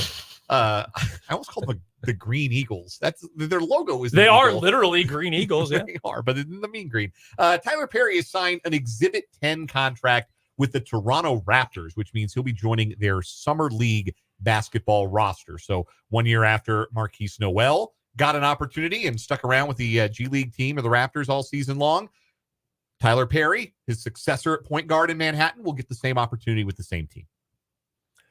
Good for him. I hope it works out for him. And that's cool that he gets to go do it with Toronto's. I mean, I know he didn't play with Marquise Noel, but that's cool. And I hope it ends up working out for him. I think Tyler Perry can be a nice, probably overseas player. I don't personally see an NBA future for him, but he'll have a nice career. I think he'll make plenty of money playing international basketball somewhere. Spencer, do you have a headline for us? Yes, I do. It involves the third, according to MLB.com, their third-ranked top prospect in Major League Baseball, James Wood. He's going to make his debut Monday for the Washington Nationals. Have you been waiting all day for this? Yes, I have. He is a guy that came in the trade for Juan Soto. And if you look at the 2022 rankings, prospect rankings for the San Diego Padres, their top five: C.J. Abrams, Robert Hassel III, who is in the minors with the Nats, Luis Campisano, who's on their team, and then Mackenzie Gore and James Wood. Those are their top five prospects. All but one are now in the Nationals organization, and all but one is now up on the big league club. 6'7". He is hitting 346 with an on-base plus slugging of 1,036 in 51 games in AAA this year. He's due. He got hurt earlier on in the season, which probably would have come up maybe at the beginning of June, but he had to get back. And when he came back with a vengeance. I think he hit a home run his first night back. He is a prospect like nobody else. He's a guy that can make the team. They're already on a different swing, but he could continue that swing for them. I feel like, sorry, Dan, I was just going to say, I feel like dudes who are 6'7" baseball players, you're either a pitcher or you're a first baseman. I don't feel like we have a lot of tall outfielders, at least not that tall. Get Aaron Judge. Judge frame. Yeah, like the exception that proves the rule. He's 6'7". He hits the ball hard, and he hits it far. Like, there's potential for this to be a really, really fun player and a really, really fun addition to Spencer's Nationals. And look, 70 grade power. I'm looking at his MLB pipeline bio right now. 70 grade power. That's nuts. I heard this earlier. He could come up and he could go, 0 for 4 on Monday, but he will probably make a great catch in the outfield. Good fielder too. That'll be the difference. Yeah. But Davey Martinez earlier today said, I quote, "I cannot confirm nor deny the rumors." But I'll tell you this. I'm very excited for when he does get here. He's an outstanding kid. I'm looking forward to working with him. I will say there is something about baseball, the romanticism of baseball that is so different than anything else, with the guy getting called up, the moment, making it to the show. No other sport has this. No. Because the G League, you're in the G League because you're not good enough, not because you're training to be in the NBA. If you're a rookie, your debut is game one, right? Mm-hmm. Like football teams are not keeping like their franchise quarterback. Like that, I guess that's the only thing that is maybe an analog to it, is where you draft the franchise quarterback, but he doesn't start right away. Like you go get Tyrod Taylor so he can start ahead of him. Yeah. And then like week 6, okay, it's time. it's time, like Mahomes' first start. Yeah. For the Chiefs. Like that would be the only analog to what you have in baseball, where you draft a guy, you start to hear about them coming up through the minor leagues, tearing the cover off the ball down at single A and double A, and they're rising the prospect rankings. They're a top 5 prospect in all of baseball. And then that day comes when they get called up. You get to see them in a big league uniform for the first time. It's exciting for them, and it's exciting for the fans. You're right about that the only close thing is a quarterback. Yeah. You mentioned Mahomes. I think of Deshaun Watson before he became, well, he might have already been the nasty man, but before we knew he was the nasty man, do you remember who started in front of him for Houston? Oh. Rutgers great? Mike Teal? Not Mike Teal. Good guess. Tom Savage? Tom Savage. I'm out of Rutgers quarterbacks. I'm sorry. He played for Rutgers and Arizona and Pitt. I did not remember that. But yes, that like. Why did I think Mike Teal played in the NFL? That's really funny, though. I will tell you, when you talk about that, something that you don't get anywhere else is like, I guess besides the draft call, like the call up, the video that they hide the camera in the AAA manager or AA manager's office. Yeah. And they're like, you need to speak with me. And then they make some lie up. And then they're like, just kidding. You're going to the majors. You're headed to Washington or wherever. Yeah, it's sick. Jackson Holiday. Yeah. His video was hilarious because the Orioles AAA affiliate did that. He knew exactly what was happening. There was no hiding it from him. Yeah. Straight faced the entire time. The cool thing about James Wood is that they're not calling up today, because I believe they're in Miami or Tampa Bay. They're somewhere today. They're away. He has to make his debut at home. Yes, and he's from the DC area. Oh, that's even better. Oh, yeah. That's awesome. The hometown kid made good. Yeah. Next headline on our 580 Sports Talk headlines for today. By the way, keep sending in your Ask Me Anything questions to the Top City Metal Supply text line or to the 580 Sports Talk YouTube channel. We'll get to those coming up in our next segment. Next headline for me. Here's a cool little story from with some very local roots. Tanner Gardner, the legendary wrestler from Shawnee Heights, legendary Stanford wrestler as well. He has been named the new athletic director, Dan, you'll love this, at Pepperdine in Malibu, California. My dad's alma mater. That is absolutely awesome.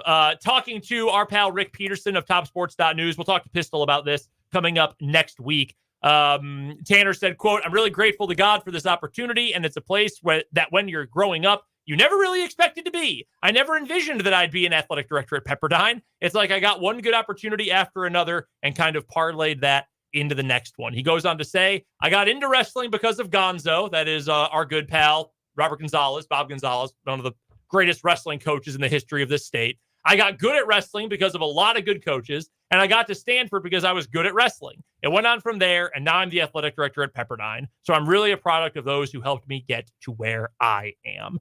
He is a member of the class of 2018 for the Shawnee County Sports Hall of Fame. He was a state champion wrestler at Shawnee Heights. He was an All-American wrestler at Stanford. One of the best to ever do it to come out of Topeka. That's very cool for a Topeka native to get to be a Division I athletic director. And let me tell you, I've never gotten to be there. I've never gotten to visit, but I know there are far worse places you could be than Malibu, California.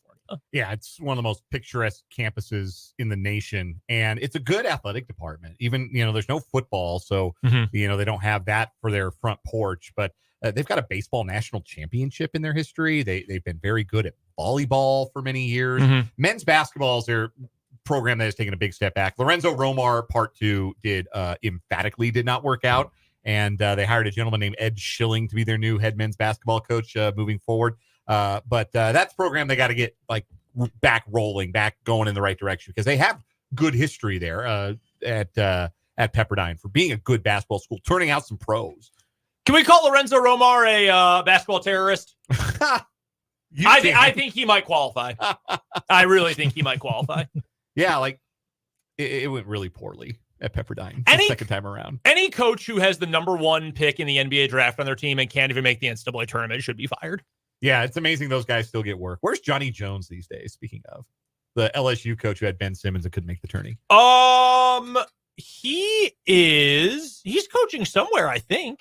Hopefully not as a head coach.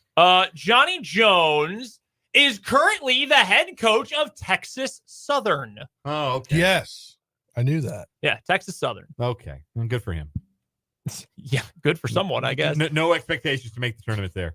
Any other headlines for us? Yes, Spencer got to be self-indulgent, so I do too. Go Last ahead. night, the NHL awards were handed out to conclude the awards portion of the National Hockey League season. And for the first time, the league's MVP, the Hart Trophy winner, Colorado Avalanche center Nathan MacKinnon, the first MVP award in his outstanding career. MacKinnon led the Avalanche in scoring this past season and had, in fact, one of his most prolific seasons.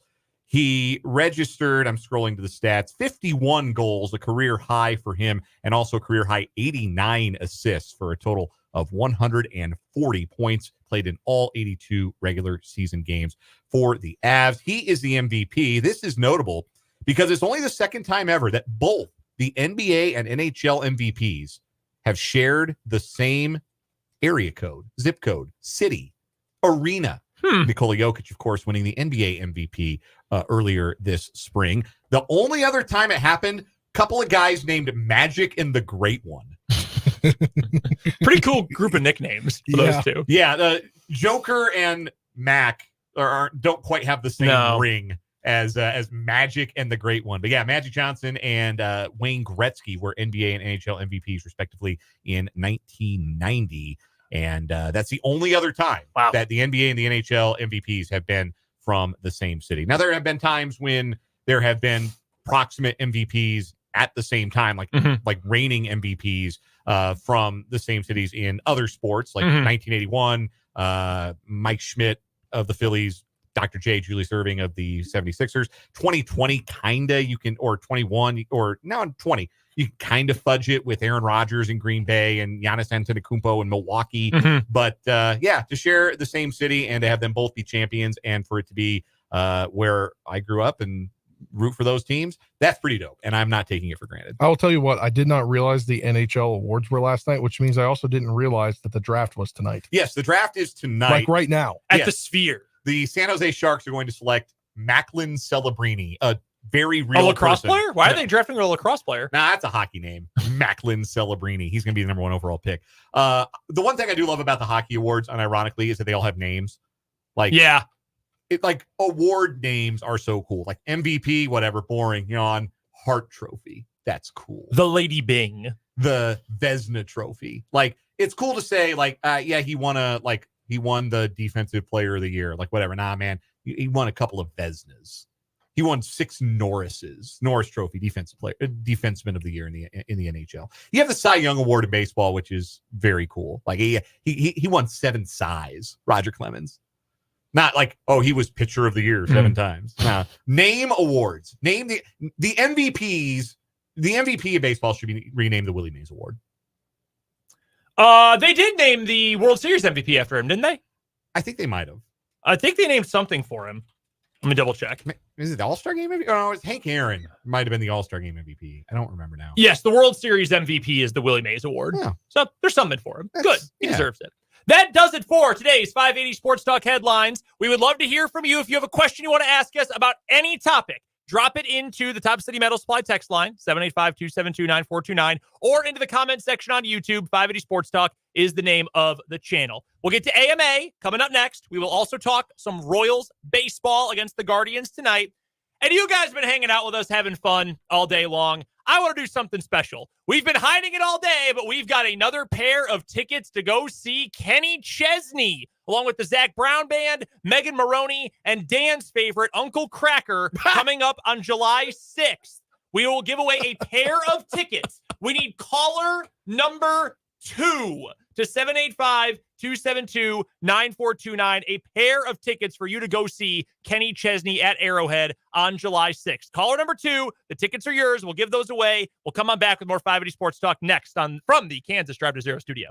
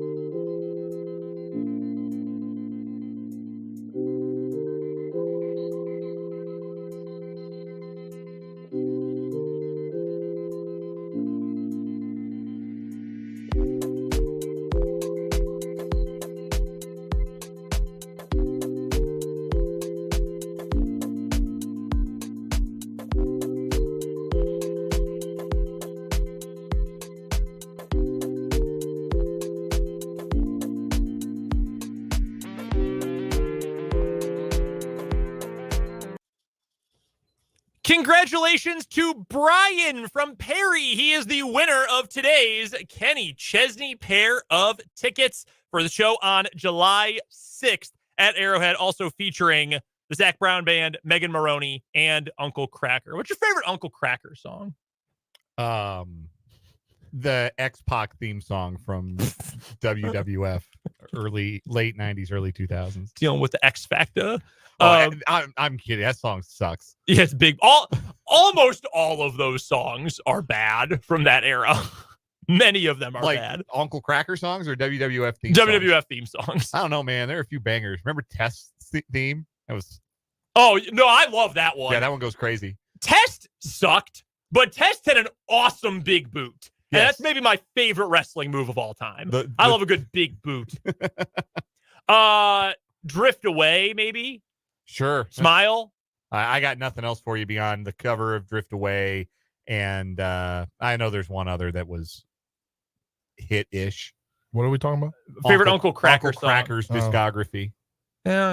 Guaranteed you won't find That's that the one. Yeah, that's the one. I don't know what that song's called. That song sucks, too. I genuinely Smile? don't know. Girl, you make me smile. Good to be me. I'd be there No, I don't absolutely know. not. No. in a little while. I'm not surprised he is at the bottom of the billing. Well, I will look, be honest. I told you we talked about this last week, right? So he opened for him. He Yes. opened for Chesney back in like 2004. So this is kind of like a throwback tour, A reunion tour. with a new artist. That's in right. Megan Maroney. So congratulations to Brian. We have another pair to give away next Friday. We're off Thursday next week for the 4th. Next Friday, we have one more pair to give away the day before the show. So last chance tickets. Also, Greg Akagi on our 580 Morning Ag programming will also have tickets to give away next week. So be listening all day long next week here to 580 WIBW. All right, let's get to our end of the week. Ask Me Anything. I think it's been a few weeks since we've done one of these. I think it was when you and Trenton were holding things down last time we did an AMA. All right, we've got a few here. We will start with Vance on YouTube. Best ice cream between these three companies: Dairy Queen, Baskin Robbins, Cold Stone. Cold Stone. I'm not a huge Cold Stone guy. I wasn't, but I DoorDashed it one night here, and it was actually very good. I've never DoorDashed ice cream before. Interesting. I was Spencer, do you remember when you DoorDashed the Mr. Beast burger? Oh man, I thought about that the other day out of the blue. for that, but like I was here all day. I was doing somebody a favor. You were helping us out big time. You needed food, but then you told us that the next show, and I got to remember what day that was. That belongs in the Best of Sports Talk archive. oh gosh, I don't ever DoorDash anything anyway, but I don't usually. But I did because I had like hours ago had a few too many beverages. The best ice cream of those three, I believe, is Cold Stone. The best item from one of those three is the Blizzard from Dairy Queen. Yes. The best ice cream, however, is G's. Come on, man. Like, I'm not picking the Topeka institution. that's The true. best ice cream is G's. Jesus, very good. I will give you a honorable mention here. The half price only till Saturday, according to the Sonic app, after 7 p.m. shakes. Yeah, Sonic had a s'mores shake like 3 years ago that my wife and I still talk about. They need to bring it back. that's my wife with the s'mores Blizzard, which they don't bring back to DQ anymore. I do love a good brownie Blizzard. Normally, I'd Yes. probably go Baskin Robbins. That's what we ate when I was a kid. We didn't have a DQ when I was a Interesting. kid, and Cold Stone didn't come in until I was a little bit older. All right, from Mark on YouTube. Did your parents ever leave you somewhere when you were a child? I am going to step aside because as much as Dan's mom hates this story, Spencer, you probably haven't heard it before. Nope. This story is so funny to me, and I apologize to Mrs. Lucero because I know she hates it. Yeah, had But this this, story is so funny. had this ended a different way, one, I might not be here talking to you, and number two, my parents absolutely have been divorced. But I got lost at Mile High Stadium after a Rockies game. So this would have been 1993 when I was 6, going on 7. And I stayed in my seat to watch the last batter of an 18-1 Rockies loss to the eventual NL champion Phillies. And as I came back around the corner, my dad was supposed to be looking for me, and my dad didn't see me, and I didn't see him. Mhm. And I just blew right by him, and I just assumed, well, because my mom was in the bathroom with my baby brother. And so I just assumed, oh, they've probably just gone ahead of me. I'll catch up with them. And I did not catch up with them. And I got about midway through the parking lot, which back in the day, the old Mile High Stadium shared a parking lot with the old McNichols Sports Arena. So it's it was a little like the Truman Sports Complex, just a big sea of concrete and 2 sporting venues.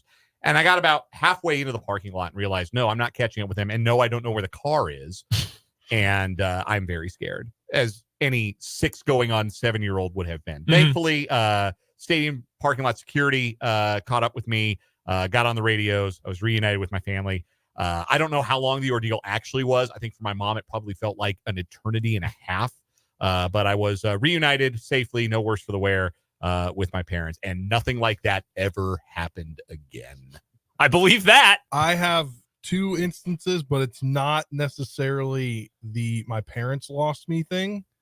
The first one's very quick and easy. I was a kid in Target, and I was like, Mom, can I go look at the toy cars? The Matchbox, whatever. So I did, and she's like, all right, I'll be right over there. And then she didn't come right over there. So then I went looking for her in the store. And then like 5 minutes later, I got I was over they called my name over the PA. One of those. Spencer Dupuis, meet your party at guest services. Meet your party. That's funny. But then I have another one. Okay. This is more of a 10-year-old Spencer with his cousin that was 11 trying to be cool. We were at Hershey Park, Hershey, Pennsylvania. We were in the water park. We were on a water ride. You go around the water park and you shoot people down with the water. That sounds fun. It was fun, but the wait for it was like an hour and a half. So we decided to go do another ride and then come back to that. And we were up on the ride and we're like, oh, there's the family at their picnic area. Turns out they were like meeting with the security trying to find us because we were lost. And me and my cousin were not allowed to go do anything together again. That's pretty funny. Yeah. I don't think that ever happened with me. I'm gonna be honest with you. I don't recall. Maybe it did, and I just don't remember it. But I do not recall anything like that. Next up, this one's from Jeffrey. What are you having for dinner tonight? I think so. This is my wife's birthday month. Her birthday was last week, and we're picking off all of like the free birthday stuff that you get when you like sign up at restaurants. Hell yeah! I think tonight is Chili's dessert. So nice. I think we're gonna do some triple dippers and DoorDash them, perhaps. There we go. I have no idea. I have no idea. I will know when I get home in about half an hour. I have ground beef that needs cooked, so I'll probably make myself a burger. Hell yeah, brother. That sounds pretty good. Yeah, I make very good smash burgers. All right, this one, I expect one at some point. When I talked one time about how good of a key lime pie Abby makes, Jake was demanding, okay, we'll bring one in. Like, prove it. Let's see. And she, being the wonderful woman she is, did make one, and everyone thought it was very good. This one is just for Spencer. Being from the greater DC area, have you ever visited a lot of the historic sites, the monuments, the museums? Yes, I have. Is he asking me for a favorite one? Sure. Give him a favorite. Let's get a favorite. Well, I was lucky enough to grow up in such an area that was rich with history, and literally like in my backyard, like probably at one point soldiers stomped on the land that I grew up on. Wow. That is not a lie. Like I live right next to the Potomac River. That like Balls Bluff, you probably, unless you're a history nerd, you don't know that was right down around the corner from where I lived. Like, I mean, I literally am from Leesburg, which was named after part of a family that was in the Civil War. Yes. So, yes. I love a lot of that stuff. Yeah, that's really cool. I love DC. I'm excited to go back one day. I don't remember if Abby's been, but didn't see a whole lot. We're hoping to go at some point. A cool city. I love all the stuff out there. This one also from Jason for you, Dan. In fact, back-to-back ones for you specifically, Dan. Have you ever been to Aspen, Colorado native?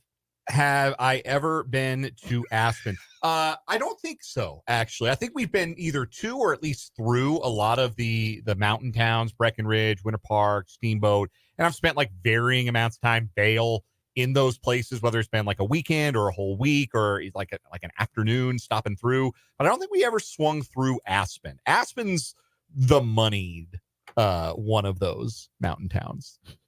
And so like, like as an adult, I have Aspen money. So that's not something I've been able to catch up on. But no, Aspen I've never been to. But a lot of the other mountain towns, Vail, Breck, Winter Park, I think is my personal favorite. I've done like skiing there and a mountain golf there, which is a great time. So But not Aspen. No, unfortunately. Did you see somebody on the Top City of Metal Supply text line has a suggestion for you? Yes. I'm being told I need to get in the pool from a texter from the 785. Who's your pool guys? Apparently. Yeah. I bet it is. I am sure that is actually the folks who service my wife and I's pool, who are listeners, and I bet that is them. I have no reason to doubt that is. So sorry, guys. I'm gonna get in it this weekend if I can get my wife to get me off baby duty for an hour. All right, rapid fire for these last two. Dan, for you, are you getting any sleep? That's from the 785 on the Top City Metal Supply text line. A lot less than I used to. Also from YouTube, from Vance, one more. Hard or soft shell tacos? Depends. Like at home, nothing beats a crunchy beef taco sometimes. Like it's really easy to make. When we do, my wife and I do like taco night at home, sometimes the simplicity of like a hard shell, that satisfying crunch is great. But like if I go out to a restaurant, I'm ordering street tacos. I'm ordering them street style with the soft shells. Soft always for me. Unless it's Yes. some sort of special meal with a hard shell, soft shell. I will Always. tell you the only time I've ever eaten a hard shell taco in the last 5 years is Doritos Locos. Yes, those are elite. Those Especially are absolutely great. Especially the Stila base or whatever. Yeah, those are Like so those good. promos they do, I love those. Those are the only times I ever eat Taco Bell. Oh, man, I could talk about right now. That might be dinner tonight. We have to get to a commercial break. We will preview Royals versus Guardians, games 2, 3, and 4 when we come back on 580 Sports Talk from the Kansas Drive to Zero studio.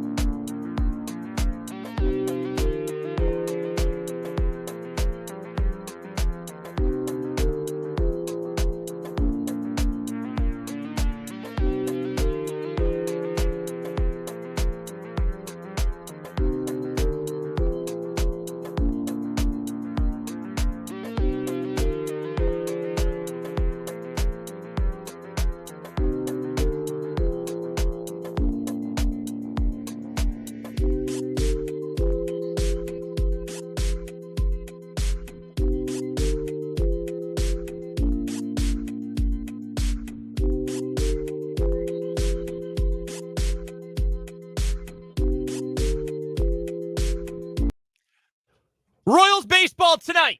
Pregame at 6:30. First pitch at 7:10. We'll have the pregame, the postgame, and the game itself here on 580 WIBW tonight. We'll also have tomorrow's game and Sunday's game as well right here on our airwaves. Before pregame starts, our Spencer Dupuis is going to take you home with a little 580 Sports Talk overtime. We'll hear from Matt Derrick and what he had to tell us earlier today during our Chiefs Insider. Do you guys agree with what a YouTube commenter, Christopher, said earlier today, that after winning yesterday's opener, knowing that you've got five 5-man versus 5-man today on the mound. And then Reagan's on Saturday, Lugo on Sunday. Would a split with Cleveland be a disappointment after that win yesterday? Yes. I would say yes. I would say it's time to get greedy. And you should still be thinking about winning the American League Central. Even though the Royals are 8 back at the midway point, adjacent to the midway point, there's so much more baseball left to be played. 8 games is nothing. 8 games is a week, just over a week. And there are a lot of weeks of baseball left. So if you want to have designs on going out and getting the Central Division, winning a division title, yes, you want to win 3 out of 4 this weekend. And you took the important step in winning the first one. Now it's 2 out of 3. And I stand by what I said before yesterday's game. I think the Royals have the pitching advantage matchup in the rest of these games. Tristan McKenzie has really struggled of late. Last start, he didn't make it out of the 3rd inning.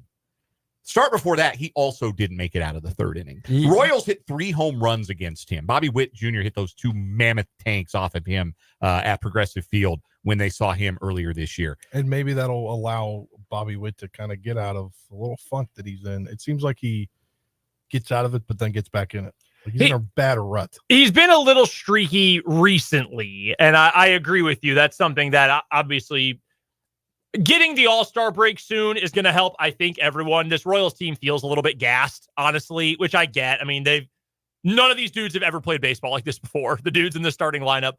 I mean, has Renfroe ever been on a good team?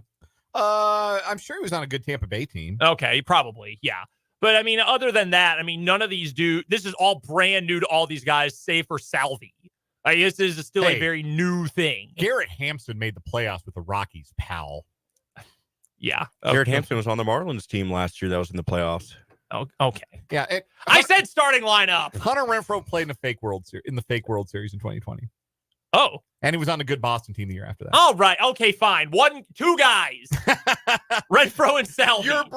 Your broader point about some of the younger guys, Garcia, Witt Jr., Pasquantino, like important guys on this team. Yeah, this first is time experience. Yeah. And sorry to be pedantic on a Friday. We were also talking the other day about Seth Lugo and the fact that our banner, we need new tape on our Drive to Zero banner in studio. I could see it fall out of the corner of my eye. It's been falling all afternoon. I've got the tape right here. I've just been playing with it all day. Well, it's only needs to be up for another 8 minutes. I know. We're almost to the weekend here. Just hold tight, banner. And of course, that made me lose my train of thought. But speaking of Seth Lugo, another example of this, I'm amazed that he has been so steady so long into the year, considering he's never pitched more than 146 innings. He's already at 111 for the year, and he is still pitching as well as he did first week of the season, which has been so impressive. But all of these things said, I think the break is really going to help this team be rejuvenated. But if you can take 3 out of 4 from this Cleveland team and get to, what would that then be, 7 games out as we enter the month of July in the AL Central race, that's plenty. But it's not something that it's impossible to overcome. That's doable. And that makes you feel like, A, we are certainly right in the thick of the wild card race, and B, that division crown is not out of reach. And that's really important. That's why I think, for me, we were talking earlier in the show, we had a texter from the 785 who was asking us about this, and I appreciate the thoughtful text, that said, I feel like 2-2 in this series, a split is not really good enough because you're not gaining any ground. It's better than losing the series, but you'd hope for a little bit better. And I totally do understand that, but I think it is also fair to say that, for me at least, this is a very, very much a vibes series. And sure, if you go 1-3 in these 4 games, the vibe is not going to be good. You're not going to be feeling all that great about that. I also saw the banner fall again, Dan. It's right out of the corner of my eye. I see it on the screen. I'm just going to sit here. There you go. If you lose the series, vibes very low. You split, you feel okay. We're toe-to-toe with the team leading our division. And if you win the series, you feel like, okay, it's still in our reach. That's what I think is important. Yeah, exactly. Coming up next, we'll wrap up today. We'll wrap up the week of 580 Sports Talk with our final word.